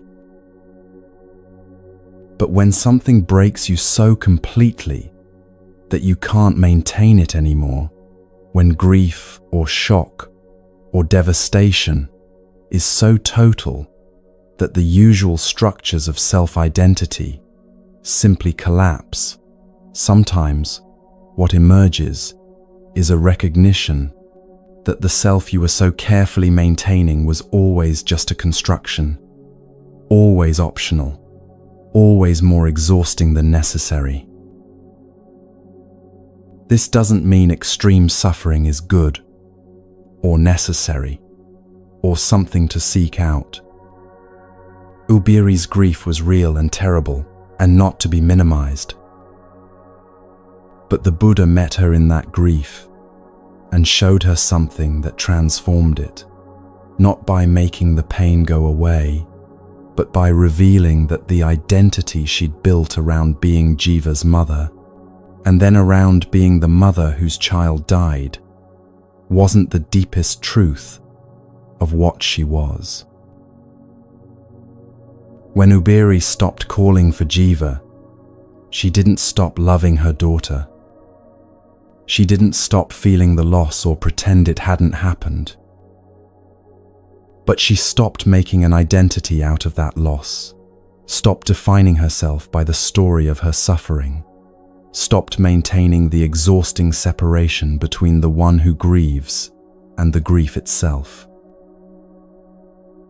What remained was simpler.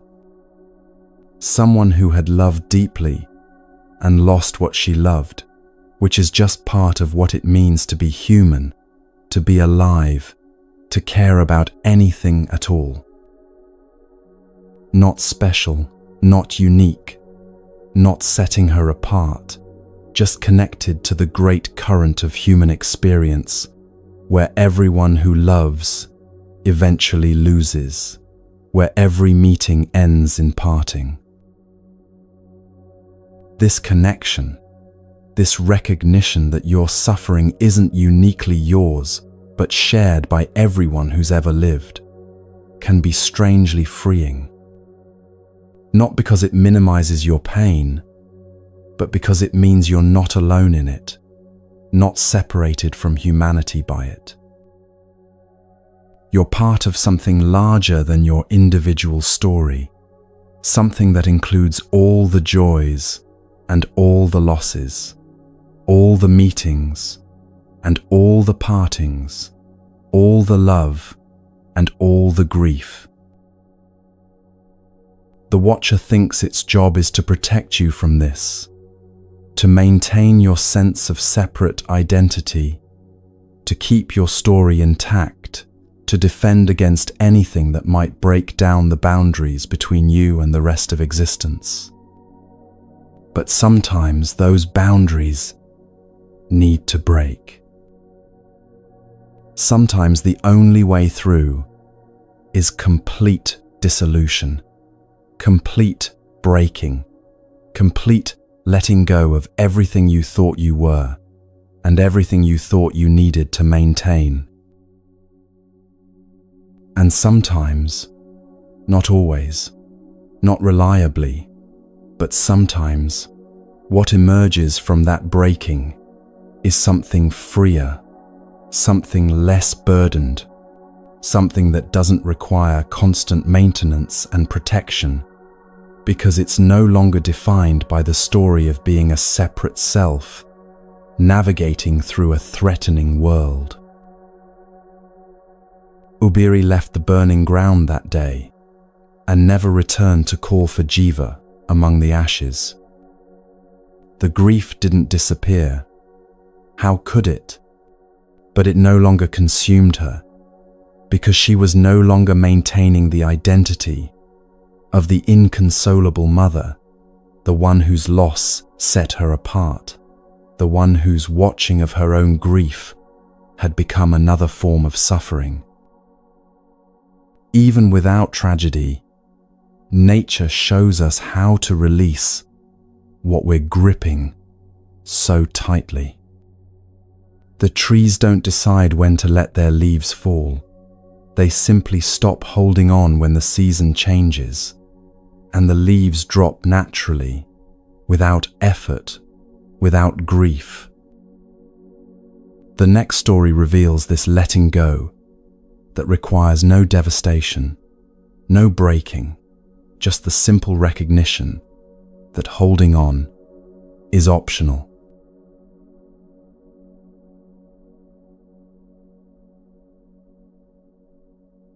A young student came to Master Shitu's hermitage carrying a question that had tormented him for months. He'd tried every meditation technique his teachers had offered, studied texts on calming the mind, practiced concentration exercises until his head ached, but still, his thoughts never stopped. They came unbidden, one after another, an endless stream that gave him no peace. "Master," he said, bowing deeply, "I've come to ask for your guidance. No matter what I do, I cannot stop my thoughts. They arise constantly, pulling my attention in every direction. How do I make them stop? What technique will finally quiet my mind? It was autumn, and Master Shitu sat outside his hermitage under an old maple tree. The tree's branches spread wide overhead, still holding most of their leaves, though the season was turning. As the student finished his question, a gust of wind moved through the branches and several leaves detached, spiraling down through the air to land softly on the ground. Master Shitu didn't respond immediately. He simply watched the leaves fall, some drifting slowly, others spinning as they descended, each following its own path down. More wind came, and more leaves released their grip on the branches, falling in a gentle cascade. Finally, he looked at the student. "Did you see those leaves fall?" "Yes, Master." "Did you make them fall?" "No, Master." "Did the tree decide to release them?" The student paused, considering. "I don't think so, Master. They just fell when the season changed and the wind blew. And when they were on the branches," Shitu continued, "did the tree work hard to keep them there?" "No," the student said slowly. "They held on naturally until it was time to let go." Master Shitu nodded. "Your thoughts are like these leaves. They come when conditions are right for them to come. They stay for a while. They go when conditions are right for them to go. You don't make them arise, and you don't need to make them stop. Trying to control thoughts is like standing under this tree, demanding that leaves stay on branches or fall on command. They'll do what they do according to their own nature, regardless of your demands." The student stood there, watching more leaves drift down. His whole practice had been built on the assumption that he needed to do something about his thoughts. Stop them, control them, organize them, make them behave differently than they naturally did. But these leaves weren't being controlled by anything. They simply responded to conditions, wind, temperature, the changing season, the tree's biology, and when those conditions aligned, falling happened naturally. "But Master," the student said, "thoughts are different from leaves. They're mine. They happen in my mind. Surely I have some control over them." Shitu smiled slightly. "Do you choose what thought comes next? Right now, can you decide what your mind will think 5 minutes from now?" The student tried. He decided he would think about his mother's garden in exactly 5 minutes. But immediately, other thoughts arose, wondering if he was doing this correctly, noticing the cold wind, thinking about what the master might say next, remembering he'd forgotten to close the door at his lodging. 5 minutes passed, and his mind had thought about 20 different things, none of them his mother's garden, until he tried to remember what he'd been planning to think about. Thoughts arise according to conditions, Master Shitu said. Something you see triggers a memory. A sound reminds you of something else. A feeling in your body prompts a worry. Thoughts come like weather. You don't create the rain or the wind. You simply experience them passing through. This understanding changes everything about how you relate to your thinking. Right now, thoughts are probably arising as you listen, wondering about something, planning what comes next, judging whether you understand, drifting to unrelated topics. You didn't decide to think these thoughts.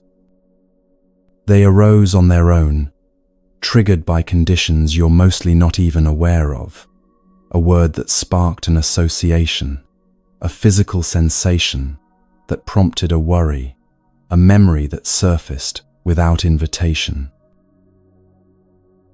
The Buddha taught, phenomena arise and pass away. To see their arising and passing is true freedom.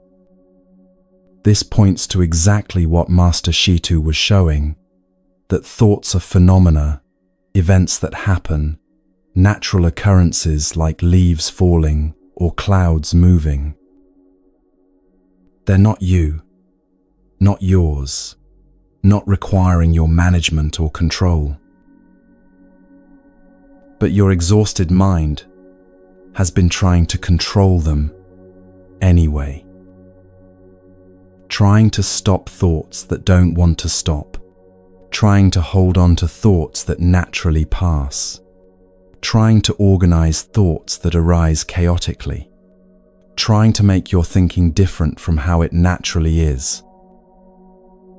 This is why you're tired, not from having thoughts, but from the constant effort to manage them, control them, make them behave in ways they're not designed to behave. Imagine standing under that maple tree trying to control when leaves fall. You'd exhaust yourself reaching up to hold leaves on branches, running around trying to catch them before they hit the ground, attempting to organize them into neat piles, even as wind scatters them again. This is what you're doing with thoughts, expending enormous energy, trying to control a natural process that works perfectly well without your interference. The permission Master Shitu offered isn't permission to think whatever you want or to act on every thought that arises. It's permission to stop fighting the fact that thoughts arise and pass on their own. Let them come like leaves falling. Let them go like leaves scattered by wind. You don't need to make either happen. This doesn't mean you become passive or stop engaging with your thinking when engagement is useful.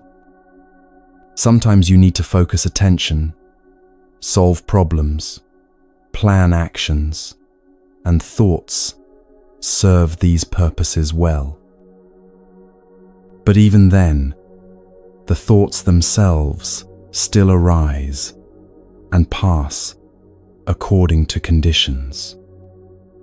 You're working with thoughts, using them as tools, not controlling their fundamental nature any more than you control whether leaves grow on trees in spring. What happens when you stop trying to manage your mental weather? The same thing that happens to leaves when you stop trying to control their falling. They do exactly what they were always going to do, but now you're not exhausting yourself fighting it. Like water, the easiest path is often the one we resist most. Water teaches something profound about effort and ease. Watch how water moves. It always finds the lowest path, not through thinking or planning or deciding, but through following the natural pull of gravity and the shape of the landscape. It doesn't push uphill. It doesn't fight against obstacles. It simply flows where flow is easiest, and in doing so, it can wear away stone, carve canyons, shape entire landscapes. Place water in a cup, and it becomes the cup. Pour it into a bowl, and it becomes the bowl. Water adapts completely to whatever contains it, while never losing its essential nature as water. It doesn't resist the container's shape, doesn't fight to maintain some previous form, doesn't exhaust itself trying to be something other than what the situation requires. This is intelligence without thought. Water doesn't think about where to go. It goes there naturally, responding to physical reality rather than ideas about what should happen. Your exhausted mind could learn from this. The exhausted mind fights reality constantly. It argues with what is, insists things should be different, maintains elaborate resistance to circumstances that aren't changing, no matter how much mental energy you spend pushing against them. This shouldn't be happening. I shouldn't feel this way. My thoughts should be different. This isn't how things are supposed to be.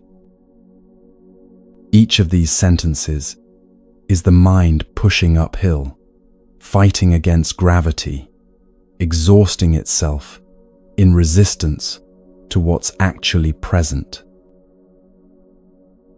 The resting mind flows with reality instead of against it.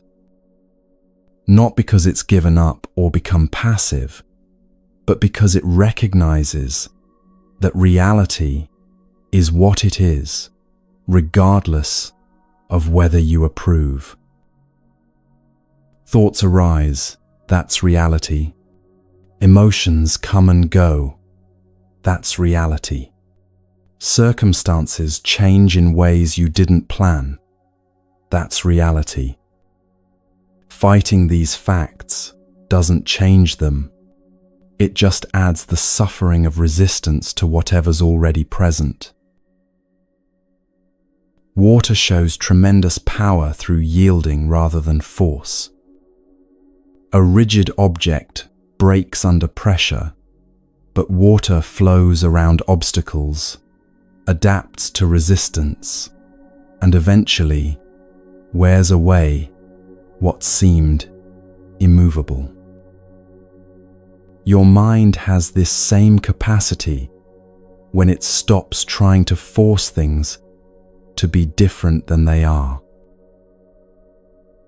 What happens when you stop pushing against what is? The same thing that happens when water stops trying to flow uphill. You discover the natural path, the one that requires minimum effort because it works with reality's grain instead of against it. Your thoughts arising and passing. This is reality. You can exhaust yourself trying to stop them, or you can let them fall like leaves, come and go like weather, flow like water, finding its natural level. Neither option changes whether thoughts arise, but one exhausts you through constant resistance, while the other lets you rest by acknowledging what's actually happening. Master Shitu sat under that maple tree as leaves fell around him, not controlling them, not fighting them, not making them do anything other than what they were already doing naturally. And in that simple acceptance of falling leaves, he pointed toward how your mind can rest, not by stopping thoughts, but by stopping the exhausting fight to make them different than they are. What happens when we stop pushing against what is? Sometimes we discover that what felt like an immovable obstacle was actually something we could walk beside rather than fight. The next story shows exactly this, the difference between force and cooperation, between trying to make reality bend to your will and learning to move with it instead.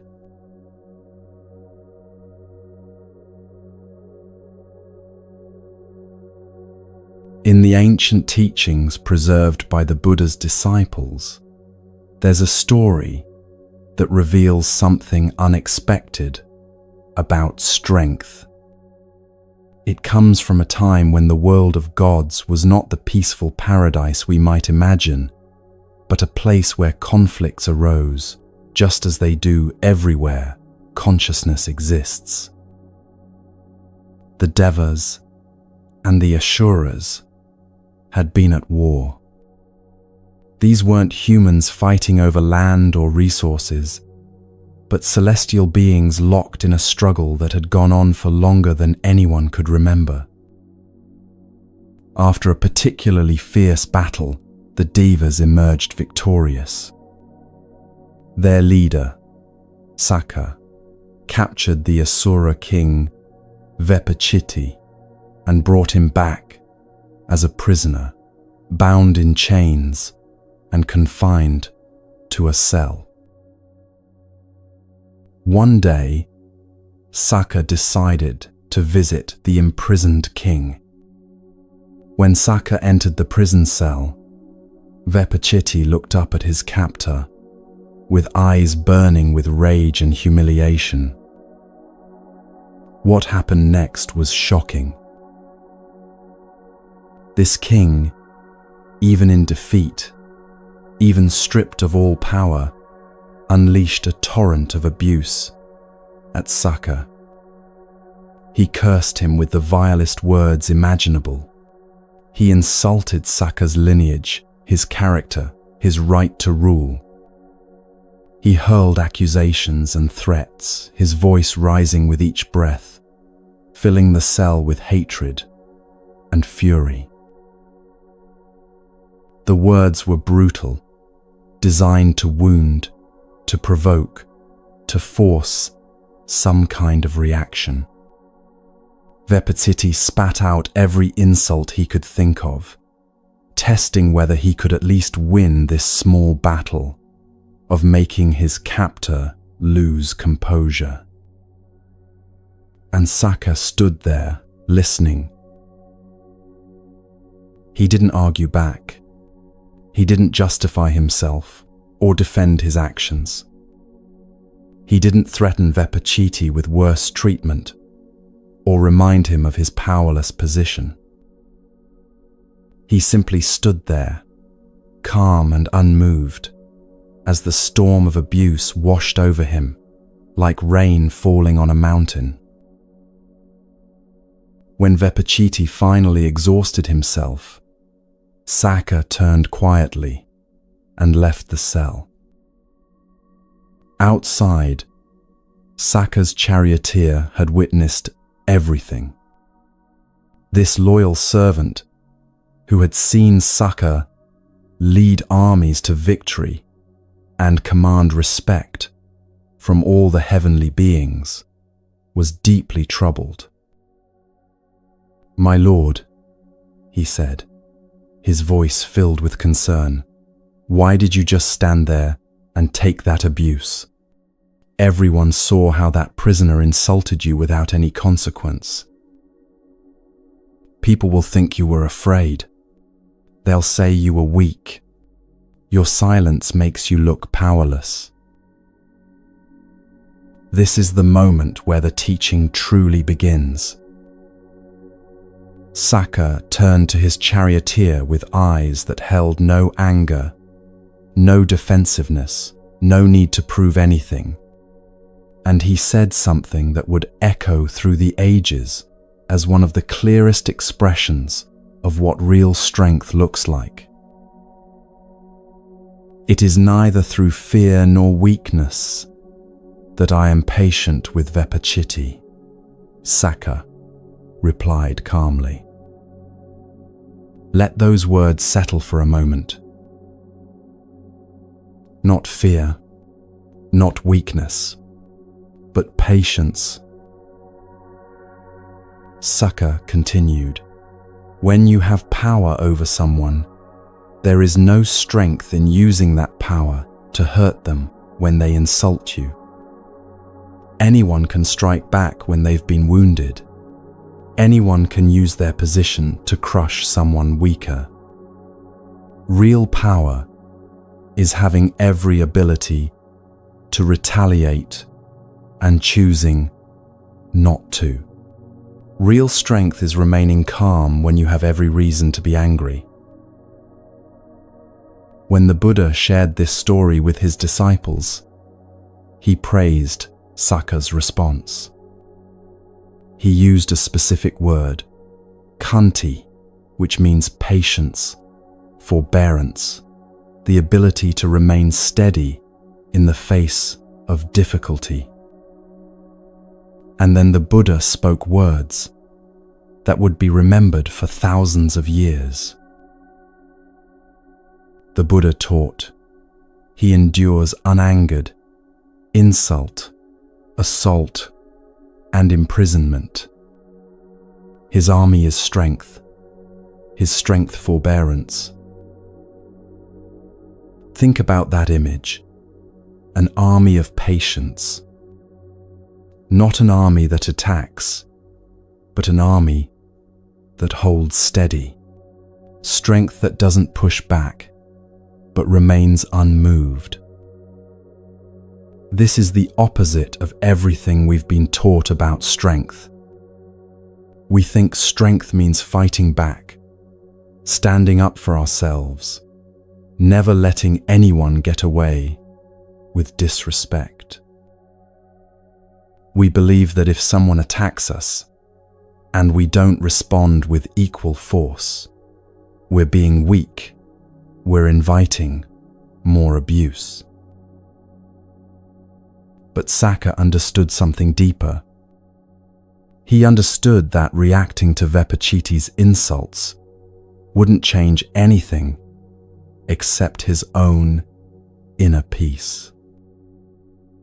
The prisoner was already defeated, already suffering the consequences of the war he'd lost. Adding punishment wouldn't make Saka stronger. It would just mean he'd allowed Vepachiti to control him, to pull him down into the same reactive pattern. Here's where this connects to everything we've been exploring about the exhausted mind. When you react to every provocation, when you fight back against every insult, when you defend yourself against every perceived slight, your mind never gets to rest. You're constantly mobilized for battle, constantly vigilant for threats, constantly working to protect your sense of self. Someone says something dismissive, and immediately your mind starts working, crafting the perfect comeback, replaying the insult, imagining all the ways you could make them feel small. Someone questions your competence, and your whole system goes on high alert, gathering evidence of your worth, preparing your defense. All of that is mental work, exhausting work, work that never ends because there will always be another insult, another challenge, another moment when someone fails to give you the respect you think you deserve. Saka's response shows another way. When you don't need to prove your strength, you don't need to react to every test of it. When you don't need to defend your dignity, you can't be robbed of it by someone's words. When you understand that other people's anger comes from their own suffering, you don't take it as personally as you once did. This doesn't mean you let people walk all over you. Saka didn't release Vepachiti from prison or pretend the insults didn't happen. He simply didn't add his own anger to the situation. He didn't escalate. There's a profound teaching here about working with reality instead of fighting against it. Vepachiti was going to be angry. That was the reality of the situation. A defeated king, stripped of power, locked in a cell, facing the person who'd conquered him. Of course he was going to lash out. Saka could have fought against that reality. He could have tried to force Vepachiti into respectful silence through punishment or threats. But that would have been trying to change what couldn't be changed through force, another person's inner state. Instead, Saka worked with the reality he found. Vepachiti was angry, so Saka let him be angry without making that anger into a problem that needed solving. The insults were happening, so Saka let them happen without needing to stop them or respond to them. This is what it means to let your mind rest even in difficult circumstances. You stop fighting reality. You stop insisting that things be different than they are before you can be at peace. You allow what's happening to happen without adding your resistance to it. In your own life, this might look like a colleague taking credit for your idea, and instead of spending 3 days plotting revenge, you simply note what happened and decide how to handle it practically going forward. It might look like a family member making their usual criticism, and instead of launching into your usual defense, you just let their words be what they are, their opinion, their pattern, without making it mean something about your worth. The exhaustion comes from the constant effort to control things that can't be controlled. You can't control what other people say about you. You can't control whether they respect you or dismiss you. But you can control whether you turn their words into a battle you must win, or whether you let them pass like clouds across the sky. Saka's patience wasn't passive. It was one of the most active choices a person can make, the choice to remain centered when everything around you is pulling you off balance. The choice to stay calm when you have every justification for anger.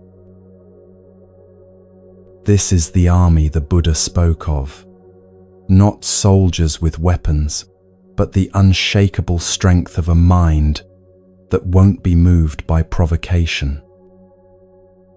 It's the kind of strength that actually makes your life easier instead of harder.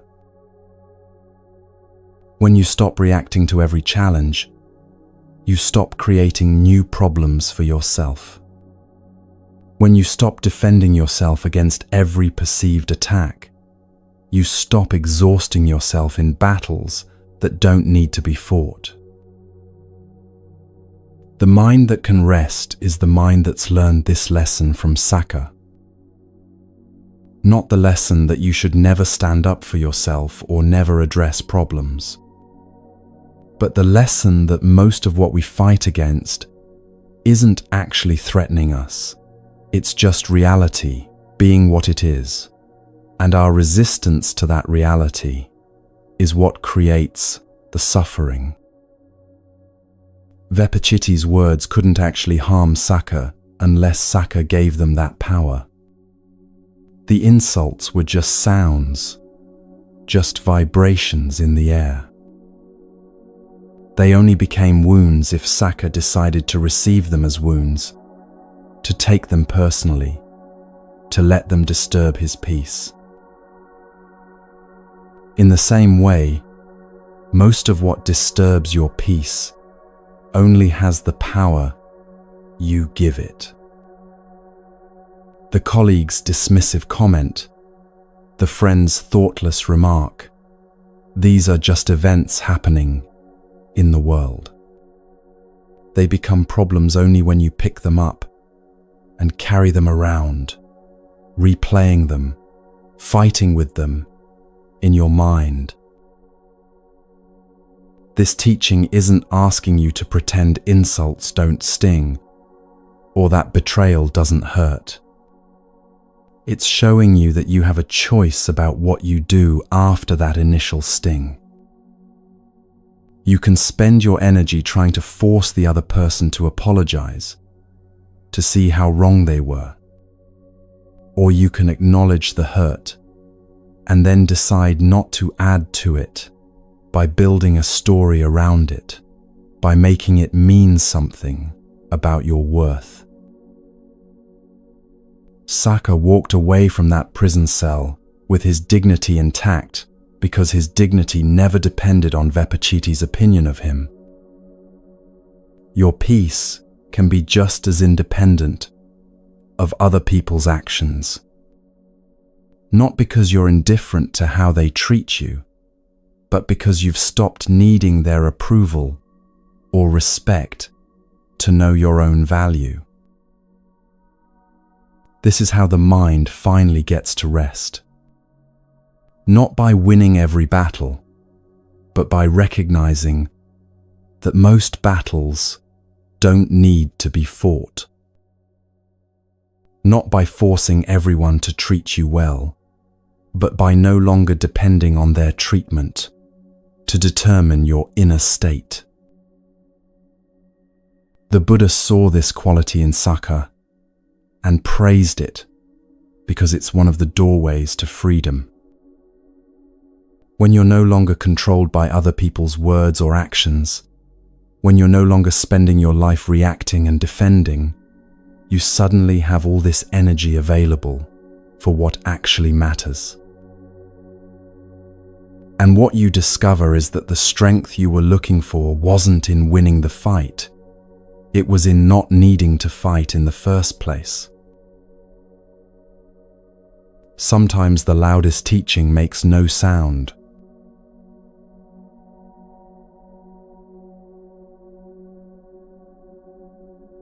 There's a moment recorded in one of Buddhism's most celebrated teachings where the wisest answer to the deepest question was no answer at all.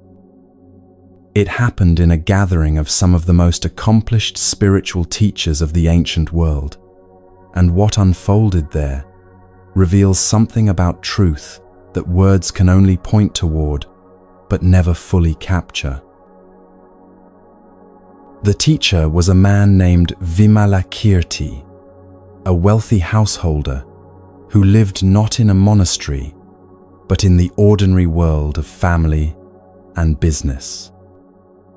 Despite this conventional life, he was recognized as one of the most realized beings of his time, someone who had penetrated to the deepest levels of understanding. His wisdom was so profound that even the Buddha's most advanced disciples would visit him to learn. On this particular day, Vimalakirti's home was filled with an extraordinary assembly. Bodhisattvas had gathered from across the realm, beings of immense spiritual accomplishment, each one capable of explaining the most subtle teachings with perfect eloquence. These were not beginners struggling with basic concepts, but masters who had spent lifetimes refining their understanding. The conversation had turned to one of the most profound questions in all of Buddhist philosophy: the nature of non-duality. This wasn't an abstract intellectual puzzle, but a question that strikes at the heart of how we experience reality. We live in a world of splits: self and other, right and wrong, pleasure and pain, life and death. We organize our entire existence around these divisions, building walls between categories that seem absolutely real and separate. But what if these divisions are constructs of the thinking mind rather than features of reality itself? What if the deepest truth lies not in understanding the relationship between opposites, but in seeing through the illusion of separation altogether? This was the question posed to the assembly. How do you enter the teaching of non-duality? One by one, the bodhisattvas rose to offer their understanding. The first bodhisattva spoke with careful precision. Birth and death appear to be two things, he said. But when you understand that nothing is actually born, you also understand that nothing truly dies. When you see that there is no arising, you see that there is no ceasing. To enter this understanding is to enter the teaching of non-duality. His words were met with nods of appreciation. This was sophisticated wisdom, the kind that takes years of study and meditation to grasp. Another bodhisattva stood. I and mine seem to be fundamental realities, she offered. But when you investigate this I, you find it cannot be located anywhere. It has no substance, no fixed nature. When you see through the illusion of a separate self, you see that there is no mine either, no possession, no ownership, no territory to defend. To enter this understanding is to enter the teaching of non-duality.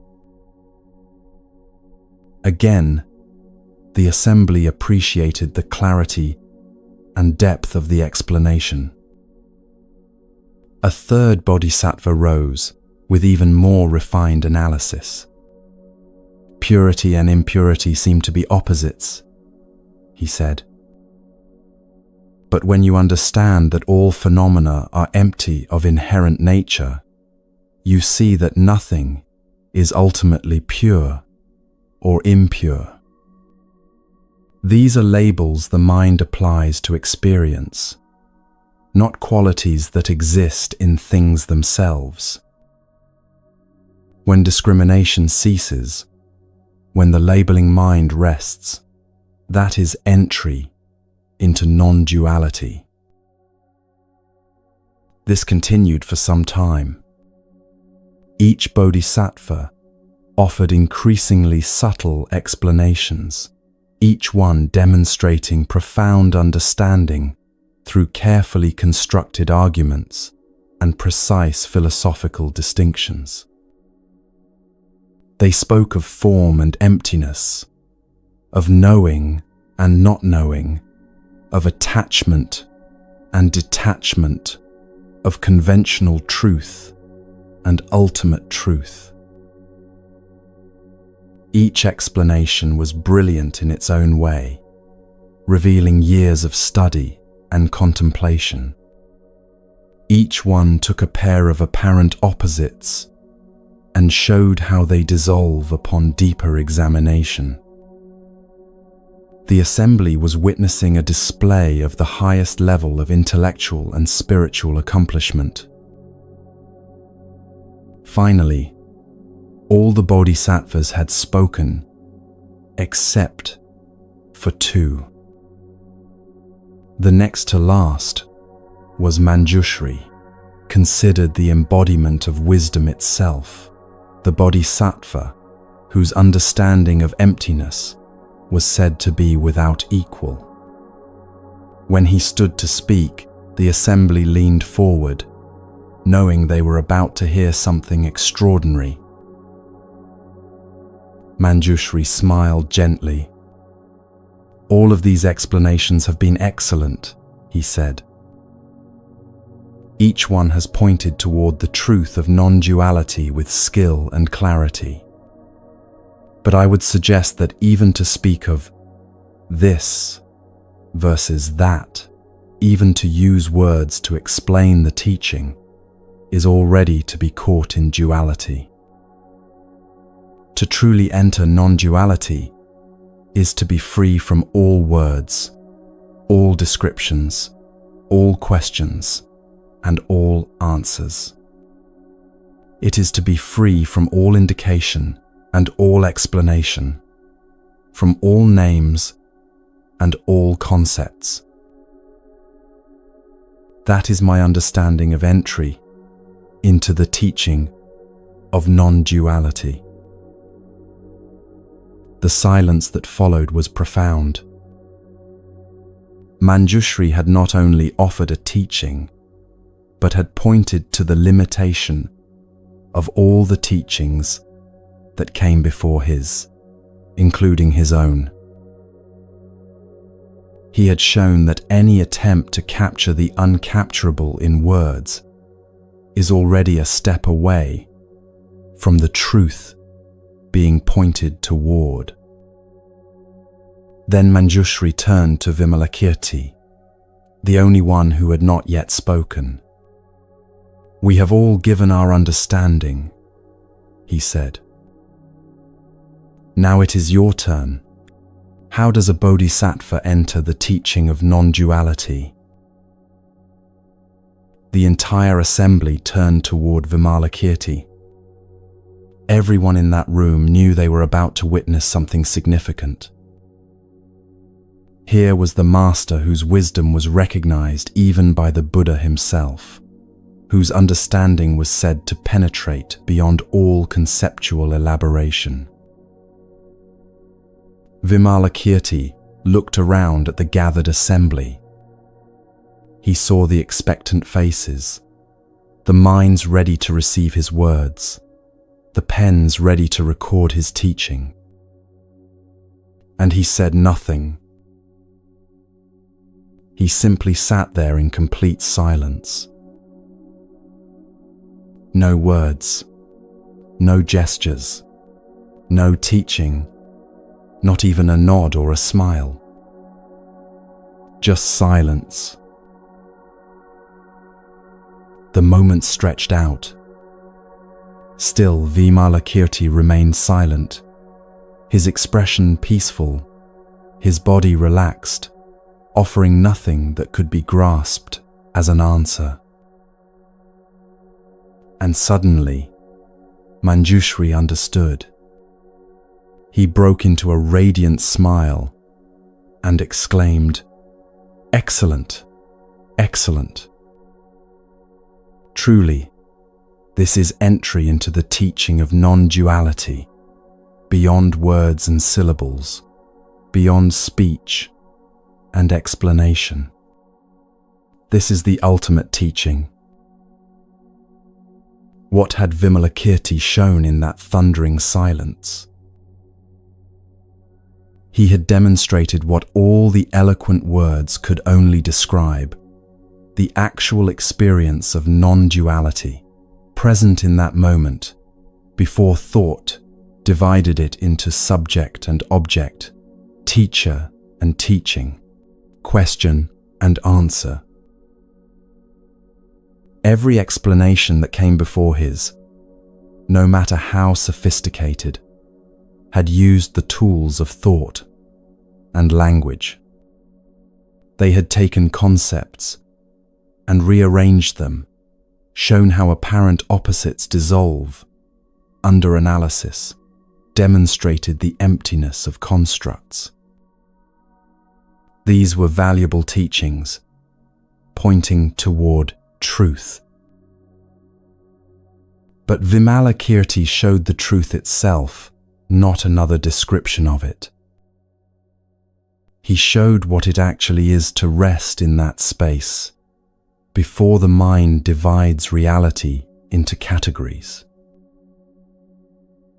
This teaching speaks directly to the exhausted mind we've been exploring. That exhaustion comes largely from the constant activity of thinking, analyzing, comparing, evaluating, explaining, defending, justifying. The mind never stops its commentary, never stops trying to capture experience in concepts, never stops dividing the seamless flow of life into this versus that. Even when you try to rest, the thinking mind keeps working. It thinks about resting, evaluates whether you're resting correctly, wonders if this approach to rest is better than that approach, compares your rest to other people's rest. Vimalakirti's silence points to something available right now, in this moment, a way of being that precedes all that mental activity. Not unconsciousness, not blankness, but a vivid presence that exists before thought fragments it into pieces. Think about those rare moments when you've experienced this yourself. Maybe watching a sunset when suddenly you weren't thinking about the sunset, labeling its colors, comparing it to other sunsets. You were just there, fully present, the distinction between you and the beauty before you temporarily dissolved. Or perhaps holding a newborn child when all the thoughts about parenthood and responsibility and the future fell away, and there was just that perfect moment of connection, wordless and complete. Or standing in nature when the endless internal dialogue unexpectedly stopped and you found yourself simply breathing with the trees, existing in the same silence that holds mountains and streams. That's the space Vimalakirti was pointing toward, not as a special state you need to achieve, but as what's already here, when thought temporarily stops, constructing its version of reality. This isn't anti-intellectual. Words and concepts are useful tools for navigating the world, for communicating, for building understanding. But they're tools, not the truth itself. And the exhausted mind is often a mind that has forgotten this, that has come to believe the map is the territory, that has tried to live entirely in the realm of concepts and explanations. The Buddha himself spoke of this when he taught, "In the seen, there is only the seen. In the heard, only the heard. In the sensed, only the sensed. In the cognized, only the cognized." This points to direct experience before the mind adds its layers of interpretation, before it divides what's happening into self and other, pleasant and unpleasant, acceptable and unacceptable. Vimalakirti's teaching shows that sometimes the deepest wisdom isn't found in more thinking, more analysis, more explanation, but in the spacious silence that holds everything before thought divides it.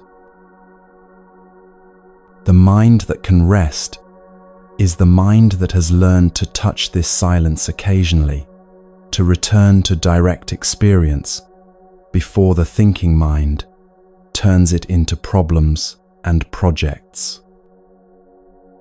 This isn't about grand achievement or special attainment.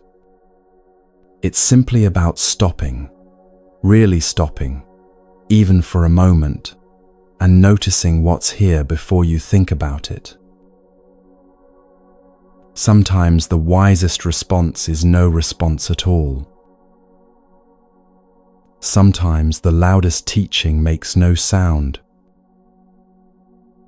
This isn't about grand achievement. Sometimes it's about stopping entirely.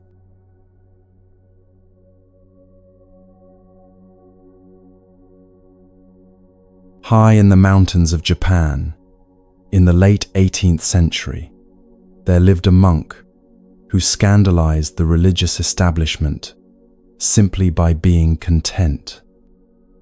His name was Ryokan, and everything about his life seemed to contradict what a serious spiritual practitioner was supposed to be.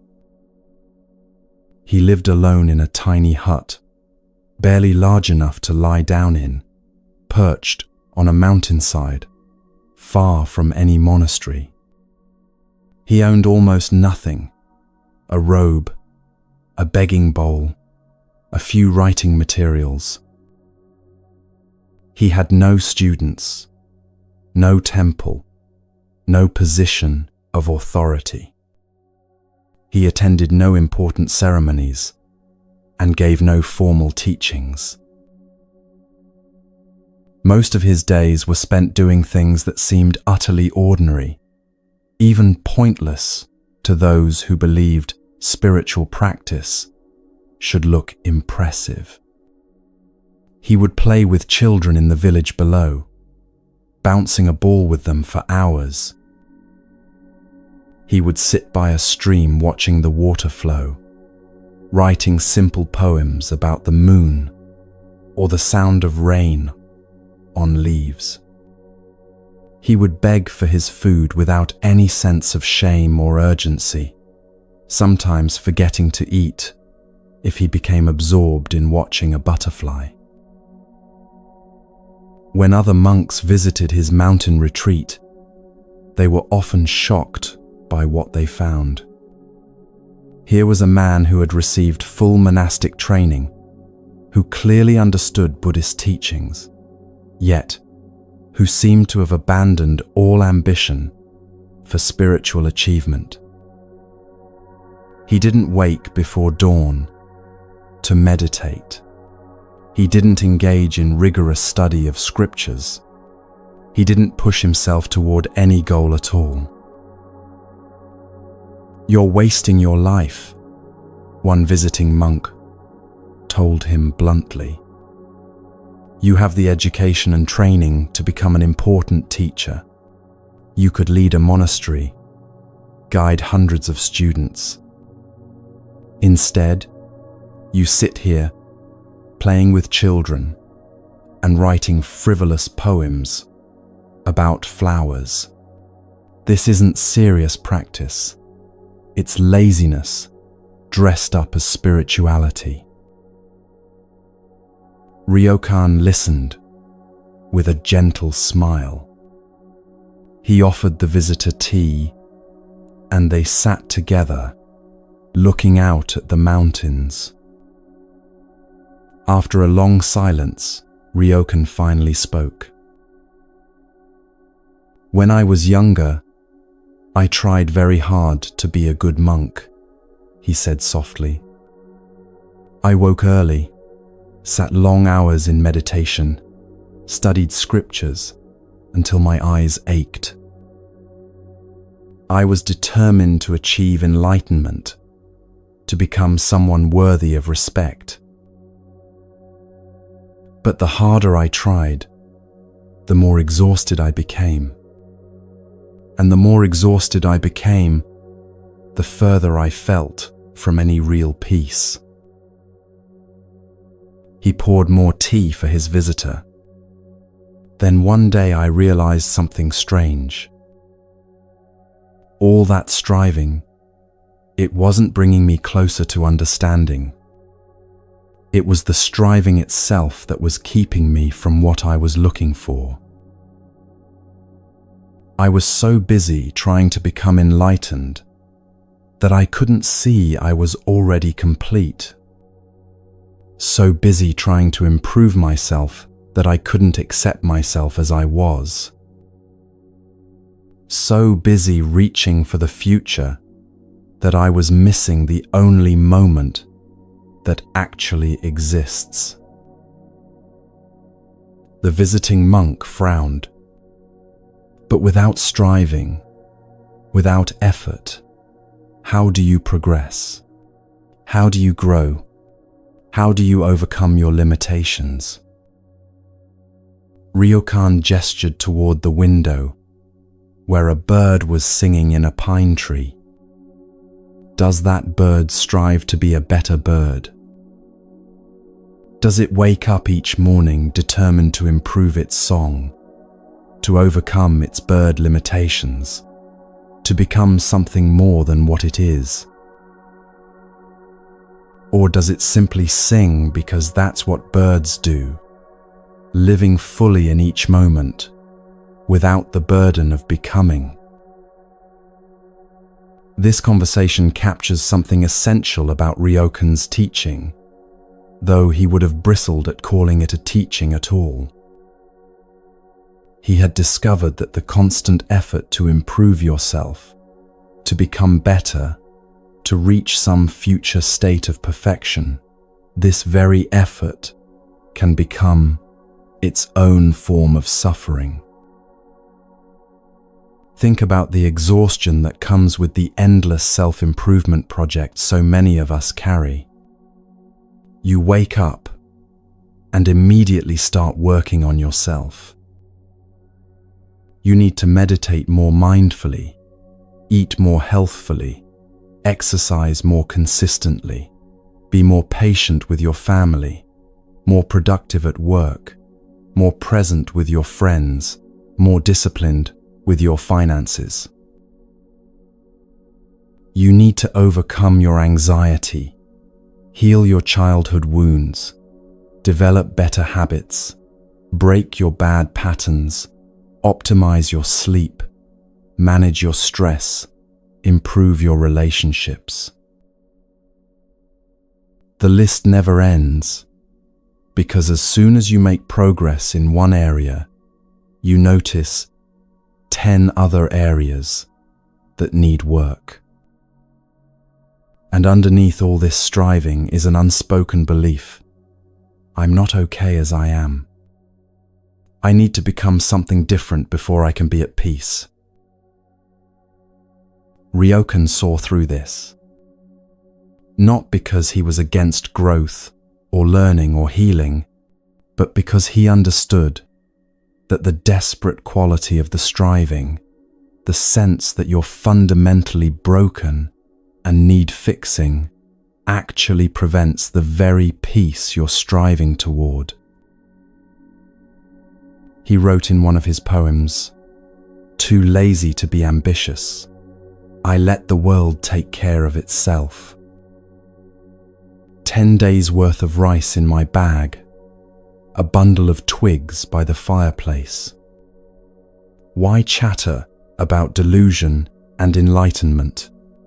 Listening to the night rain on my roof, I sit comfortably with both legs stretched out." That last image is significant. Sitting comfortably with both legs stretched out.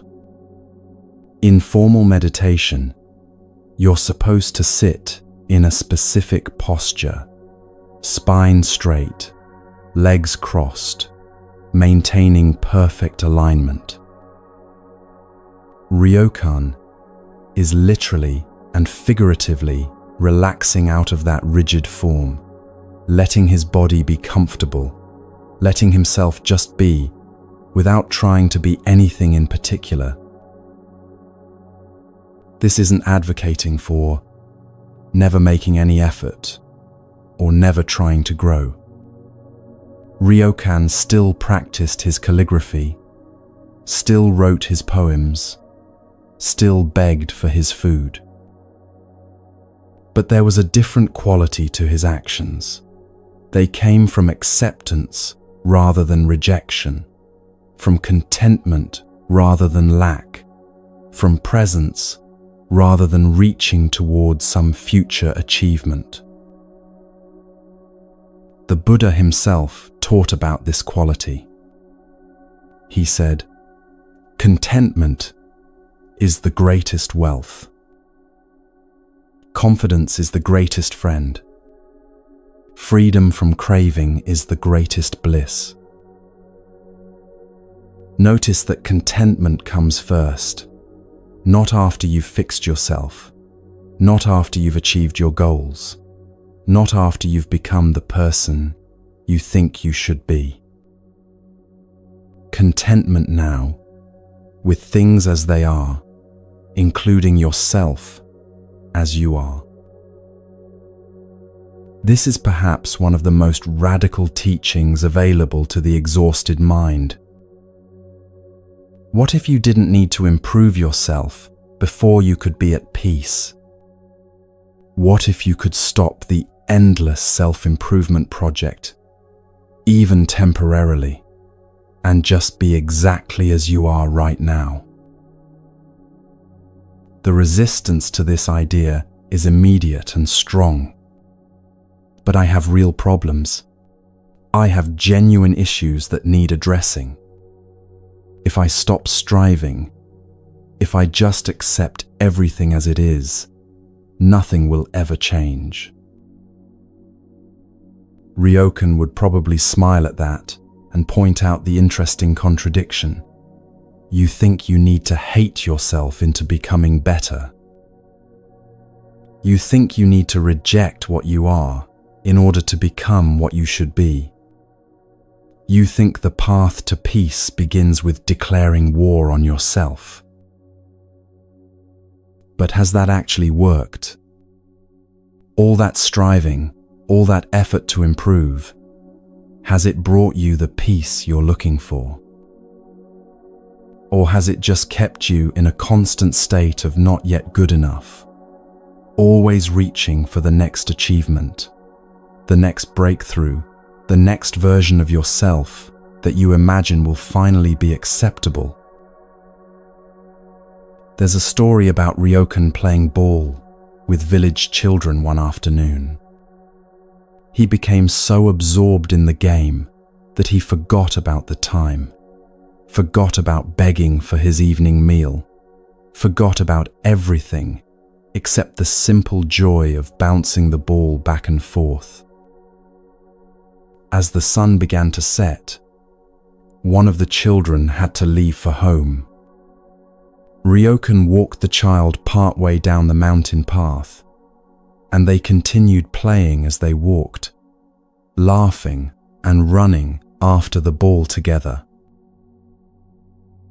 When he returned to his hut that night, he had no food and no prospects for getting any until the next day. But his poem from that evening says simply, "Playing ball with the children, I forgot about my supper. Now it's dark and I'm hungry, but the moon is so beautiful through the pines."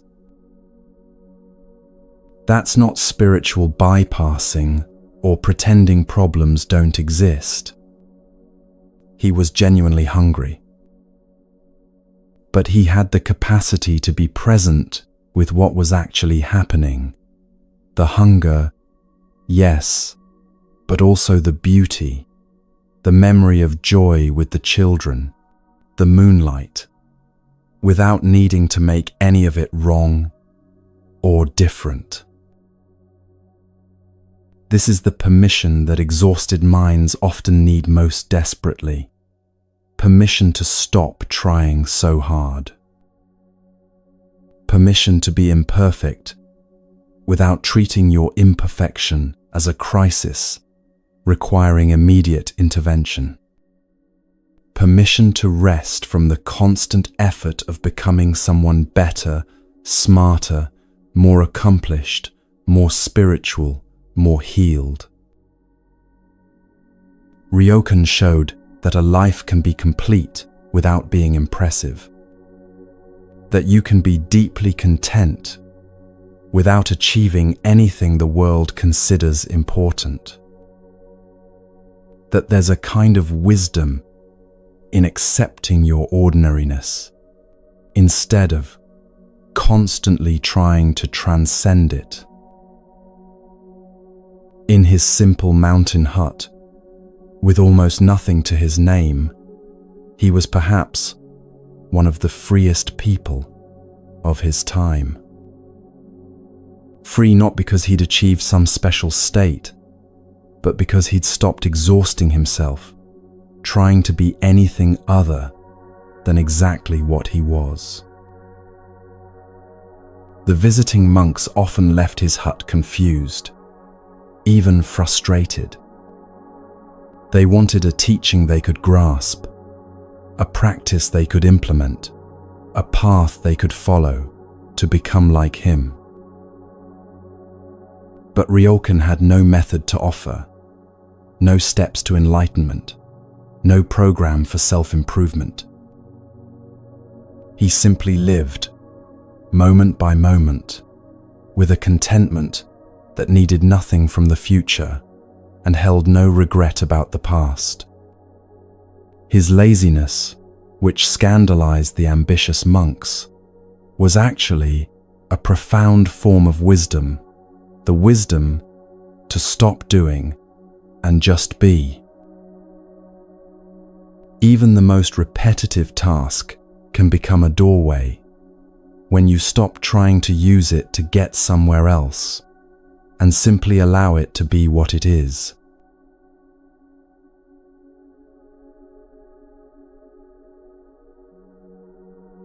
At a temple called Ryoanji, there was a monk whose entire life revolved around a single task. Every morning at dawn, every evening at dusk, and at specific intervals throughout the day, his job was to ring the temple bell. That was it. No teaching students, no leading ceremonies, no administrative duties, no scholarly pursuits. Just the bell. He would climb the wooden steps to the bell tower, grasp the thick rope attached to the wooden striker, pull it back with both hands, and let it swing forward to strike the massive bronze surface. The sound would roll out across the temple grounds, across the gardens, across the village below, marking the passage of time for everyone who heard it. This monk, whose name has been lost to history, which seems somehow appropriate, performed this task for 30 years. 30 years of the same motion, the same sound, the same few steps, up to the bell tower and back down again. When young monks first arrived at the temple, they would often watch him with a mixture of pity and relief. Pity because they couldn't imagine anything more monotonous, more mind-numbing, more spiritually deadening than doing the exact same simple task for decades. Relief because at least they hadn't been assigned such a boring position. They were there to study profound teachings, to engage in intensive meditation, to wrestle with difficult questions about the nature of reality and consciousness. The bell ringer, they assumed, had been given this role because he wasn't capable of anything more demanding. But the older monks knew something different. They had watched the bell ringer over the years and noticed something that the newcomers couldn't yet see. There was a quality to how he moved toward the bell each time. Not rushed, not reluctant, not mechanical, despite the countless repetitions. He climbed those steps, as if climbing them for the first time, as if each step mattered, as if this particular ringing was the only one that had ever existed or ever would. When he grasped the rope, there was no sense of, "Here we go again," or "Just get through it." His hands found the rope with a kind of quiet attention, as if he were meeting an old friend, rather than performing a chore. He pulled it back not too far, and not too little, finding that perfect point through feel, rather than measurement. And when the striker hit the bell, the sound that emerged was somehow different from what you'd expect from such a routine task. It wasn't just noise marking time. It was a voice speaking into the moment, clear and pure, with no residue of boredom or resentment or mechanical repetition. One day, a visiting teacher arrived at the temple, a scholar known throughout the region for his vast knowledge of Buddhist philosophy. He spent several days engaged in deep discussions with the temple's head monk, exploring subtle points of doctrine and practice. On his last morning, as he prepared to leave, he heard the dawn bell ring. Something in that sound stopped him. He stood perfectly still, listening as the reverberations gradually faded into silence. "Who rings your bell?" he asked the head monk. "Just one of our monks," the head monk replied. "He's been doing it for many years." The visiting scholar was quiet for a moment. "I would like to meet him," he said.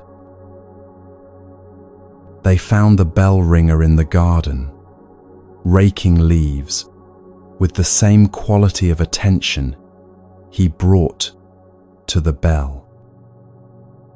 The scholar bowed respectfully and asked, "How long have you been ringing the temple bell?" 30 years, the bell ringer replied simply. 30 years of the same task, the same motion, the same sound, the scholar said, thoughtfully. "Tell me, have you found this practice difficult? Boring? Do you long for something more challenging, more meaningful?" The bell ringer smiled gently. "In the beginning, yes," he said. "When I was first given this task, my mind rebelled against it. I thought it was beneath me, that I was capable of more important work. I rang the bell while my mind was somewhere else entirely, planning my future, replaying the past, imagining the impressive spiritual accomplishments I could be achieving if only I were free from this tedious duty." He paused, looking at the rake in his hands. But gradually, something shifted. I began to notice that when my mind wandered away from the actual task, when I was thinking about other things while ringing the bell, the sound was different. Duller somehow, less clear. And I began to notice that in those rare moments when I was completely present with the action, when there was just the reaching for the rope, the pulling, the striking, the sound, in those moments, my mind was perfectly quiet. Not empty, but quiet. Not striving, but complete. The scholar leaned forward, deeply interested. "Go on," he said. "I realize something," the bell ringer continued. "Other monks sit in the meditation hall trying to quiet their minds, trying to stop their thoughts, trying to reach some special state. They work very hard at it, often struggling for years. But I discovered that when I gave myself completely to ringing the bell, when there was nothing held back, no part of me resisting or wishing to be somewhere else, the thinking mind quieted on its own. Not because I was trying to quiet it, but because I was so fully absorbed in what I was doing that there was no room left for mental chatter. He set down the rake and demonstrated the motion with his hands, as if pulling the bell rope. Each time I ring the bell now, it's not repetition at all. This ringing has never happened before. This exact moment, this exact quality of attention, this exact sound emerging into this exact morning, it's completely new. How could something that's never happened before be boring? The scholar sat with this for a long moment. Finally, he said, "In all my years of study, I've read countless texts about one pointed concentration, about absorption, about the mind that rests in the present moment. But I've never met someone who embodied these teachings so completely without even trying to embody them." The bell ringer laughed softly. "That's the strange thing," he said. "I'm not trying to be one-pointed. I'm not trying to be absorbed. I'm not trying to live in the present moment. I'm just ringing the bell, completely, with everything I am. And somehow that simple act contains everything the complicated teachings point toward." This story reveals something crucial about how the mind finds rest. We often think repetitive tasks are the enemy of presence, that they numb the mind and turn us into automatons. We believe that spiritual practice requires variety, intensity, constant challenge, and growth. But the bell ringer discovered something different. He found that repetition, when met with complete attention, can actually quiet the restless mind more effectively than any technique designed specifically for that purpose. Think about your own life and the tasks you do repeatedly. Washing dishes, folding laundry, commuting to work, preparing meals, brushing your teeth. How often are you actually present with these actions? How often is your mind somewhere else entirely, planning, worrying, remembering, imagining, while your body goes through motions it's performed 1,000 times before? That absence, that split between action and attention, is exhausting.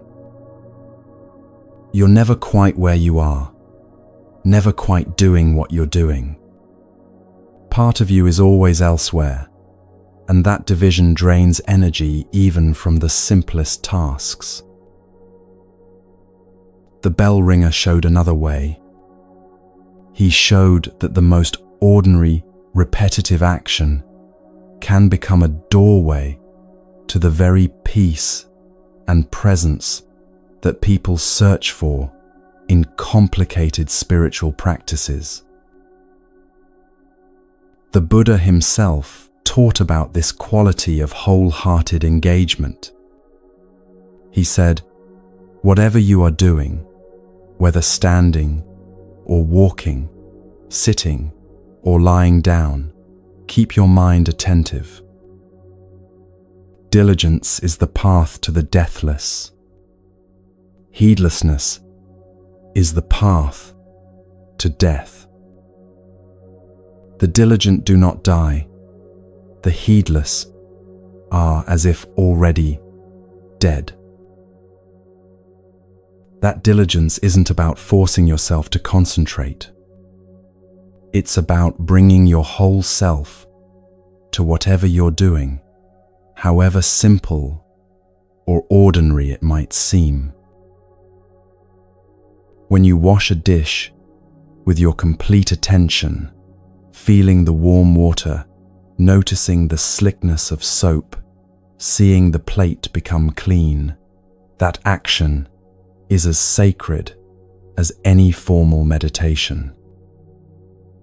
When you walk to your car fully present with each step, feeling your feet touch the ground, sensing the air on your skin, that's as profound as any mountain retreat. The bell ringer rang his bell 30,000 times, give or take. Each one different, because each moment is different. Each one complete, because he was complete in doing it. He never wrote any books, never gave any formal teachings, never trained any students in special techniques.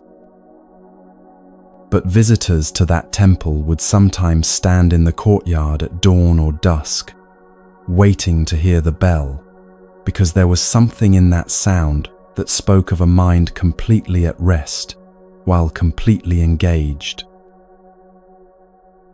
The young monks eventually understood why the old monks treated the bell ringer with such respect. He hadn't been given that task because he wasn't capable of more important work. He'd been given that task because few people are capable of doing one simple thing completely, day after day, year after year, without their minds fragmenting it into boredom or elevating it into something it's not. In that single repeated action, he'd found what others spend lifetimes seeking through complex practices and teachings. Not because the action was special, but because he'd learned to be completely present with it.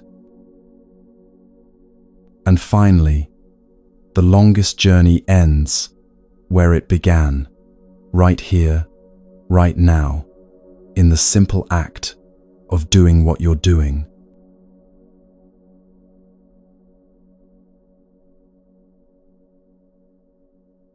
There was a monk named Dongshan who devoted his entire life to finding enlightenment. For years he traveled from teacher to teacher, monastery to monastery, mountain to mountain, always searching for that elusive understanding that would finally make him complete. He studied with masters who taught through silence, and masters who taught through words. He practiced meditation in caves and monasteries, by rivers and on mountaintops. He read every teaching he could find, memorized sutras, debated philosophy with other monks. He pushed himself through exhaustion, through doubt, through countless moments of thinking he was close, only to realize he still felt exactly the same, incomplete, unfinished, not yet there. Where is this enlightenment? He would ask his teachers. How do I find what I'm looking for? Each teacher pointed him in a new direction, gave him a new practice, showed him a new way to search. And each time, Dongshan threw himself into it with complete dedication, certain that this time he would finally find what had been eluding him. But the years passed, and the feeling of seeking never left him. Always there was this sense of being close but not quite there, of understanding something important but not quite grasping it fully. always there was this gnawing feeling that everyone else might have found what he was looking for, while he remained forever on the outside looking in. Finally, exhausted and discouraged, Dongshan decided to visit one last teacher who lived on a remote mountain. Perhaps this teacher would be the one who could finally show him the way. The journey to the mountain was long and difficult. Dongshan walked for days through forests and valleys, his body tired, his mind churning with questions. What if this teacher couldn't help him either? What if he'd wasted his entire life searching for something that didn't exist? What if he simply wasn't capable of enlightenment? On the last day of his journey, as he approached the mountain where the teacher lived, Dongshan came to a stream he needed to cross. It was a calm day, the water moving slowly over smooth stones, reflecting the sky above. He stepped into the stream carefully, feeling for solid footing on the rocks below the surface. The water came up to his shins, cold and clear. As he paused to find his next step, he happened to glance down at the water. And there, looking back at him from the surface of the stream, was his own face. It was just his reflection, nothing special or unusual about it. The same face he'd seen countless times in mirrors and ponds. But in that moment, something shifted. He suddenly saw with perfect clarity what he'd been doing all these years. He'd been searching everywhere for enlightenment, in teachings, in practices, in monasteries, in the words of masters, while the one who was searching, the one who was asking questions, the one who wanted to be enlightened, was right here all along. He'd been looking for his own face everywhere, except in the mirror. The Buddha nature he'd been seeking wasn't something he needed to acquire or achieve or earn through years of practice. It was what he was looking with, not what he was looking for. It was the awareness that had been present through every moment of seeking, through every practice, through every question and doubt. In that instant, standing in the stream with water flowing around his legs and his own face looking back at him, the entire journey revealed itself as unnecessary. Not because it had been a waste, but because what he'd been searching for had never been absent. He'd been like someone frantically searching for their glasses while wearing them, looking everywhere except at the simple fact of already seeing. Dongshan stood there in the stream for a long time, neither moving forward to continue his journey to the teacher, nor turning back.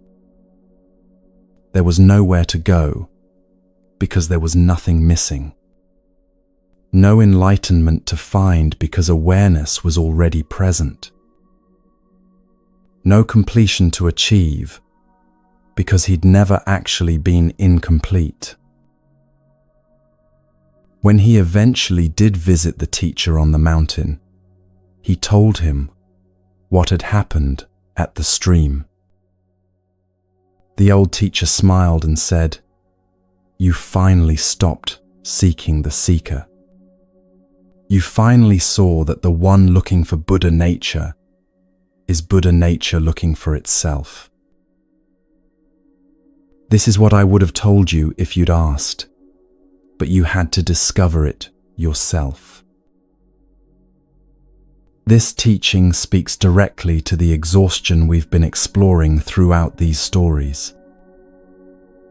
So much of that exhaustion comes from the sense that something is missing, that you're incomplete as you are, that peace or happiness or freedom lies somewhere other than right here.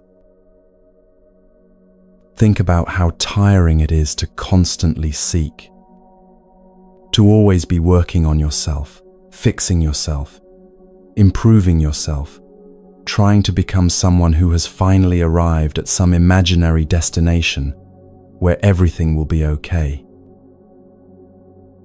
The seeking itself creates the sense of lack. As long as you're looking for something, you reinforce the belief that you don't have it. As long as you're trying to become enlightened, you're confirming the story that you're not enlightened right now. The search for peace becomes the very thing that prevents you from noticing the peace that's already here. This doesn't mean you should stop learning or growing or working on practical problems in your life. It means something much more subtle.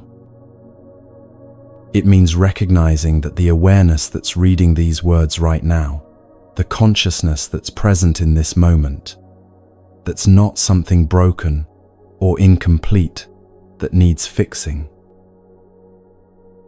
The Buddha taught, all beings are by nature Buddha, as ice, by nature, is water.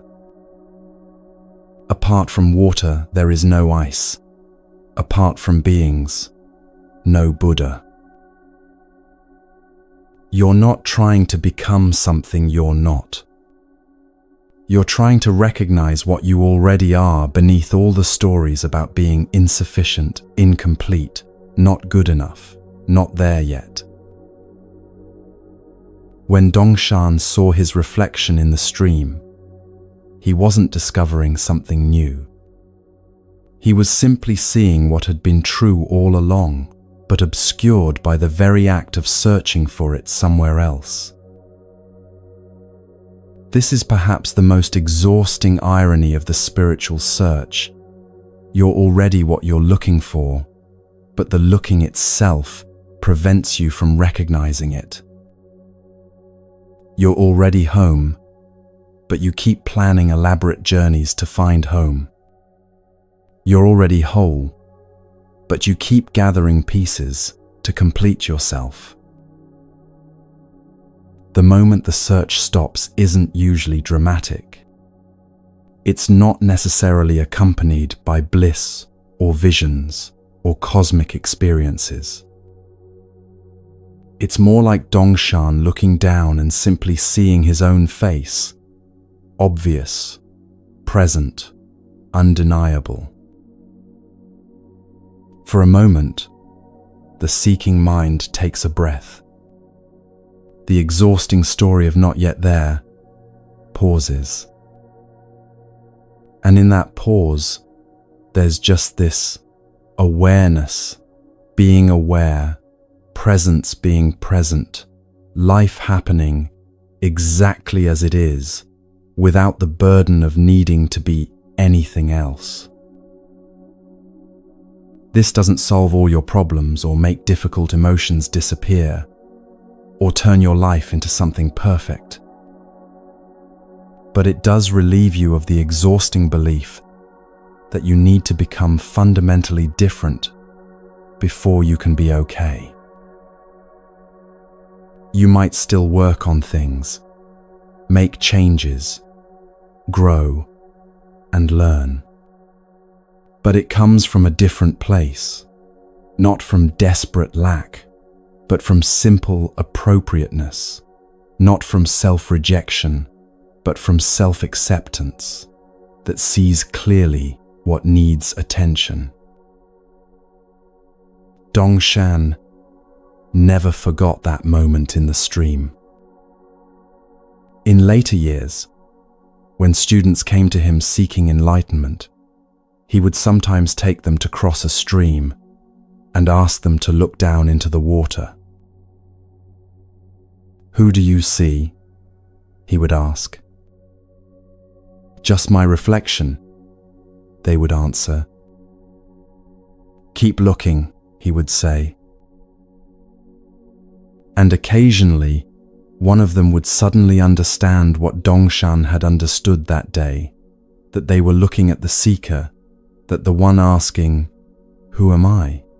is the answer to the question, that the journey to find themselves ends the moment they stop looking elsewhere and simply recognize what's been looking all along.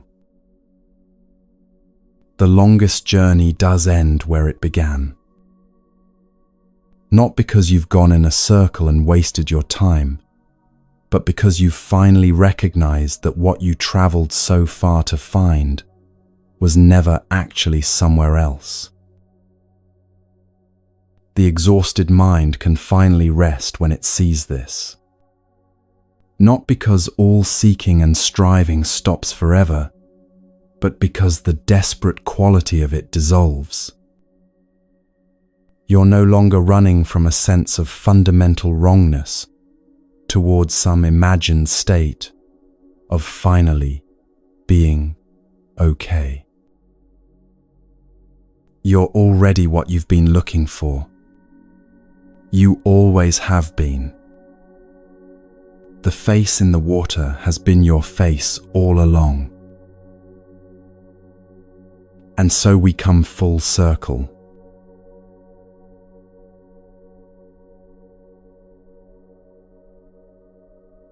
"12 stories, 12 doorways, all opening onto the same truth, what the ancient teachers called no mind. Not a mind that's empty or blank, but a mind that's finally stopped its exhausting work of thinking about thinking, analyzing experience, judging every moment, constantly trying to fix itself. The monk who swept for 40 years found no mind in repetition. The imprisoned king found it in patience. Vimalakirti found it in silence. The bell ringer found it in complete presence with one simple task. Each story showed the same teaching from a different angle. Your thinking mind can rest when you stop forcing it to make everything into a problem that needs solving. This state of no mind isn't something you achieve through effort.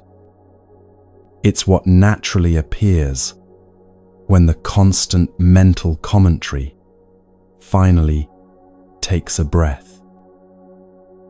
It's been here all along, quietly present beneath the noise of thinking. The Buddha said it simply, "Peace comes from within. Do not seek it without." Your thinking mind can rest now. Not forever, not perfectly, but right now, in this moment. These stories were simply pointing you toward what's already here, when thought stops dividing everything into what should be versus what is. From all of us at Moon Mind Temple, thank you for this quiet time together. May you discover no mind not as something far away, but as close as your next breath. The thinking stops. The mind rests. Peace remains. Sleep well.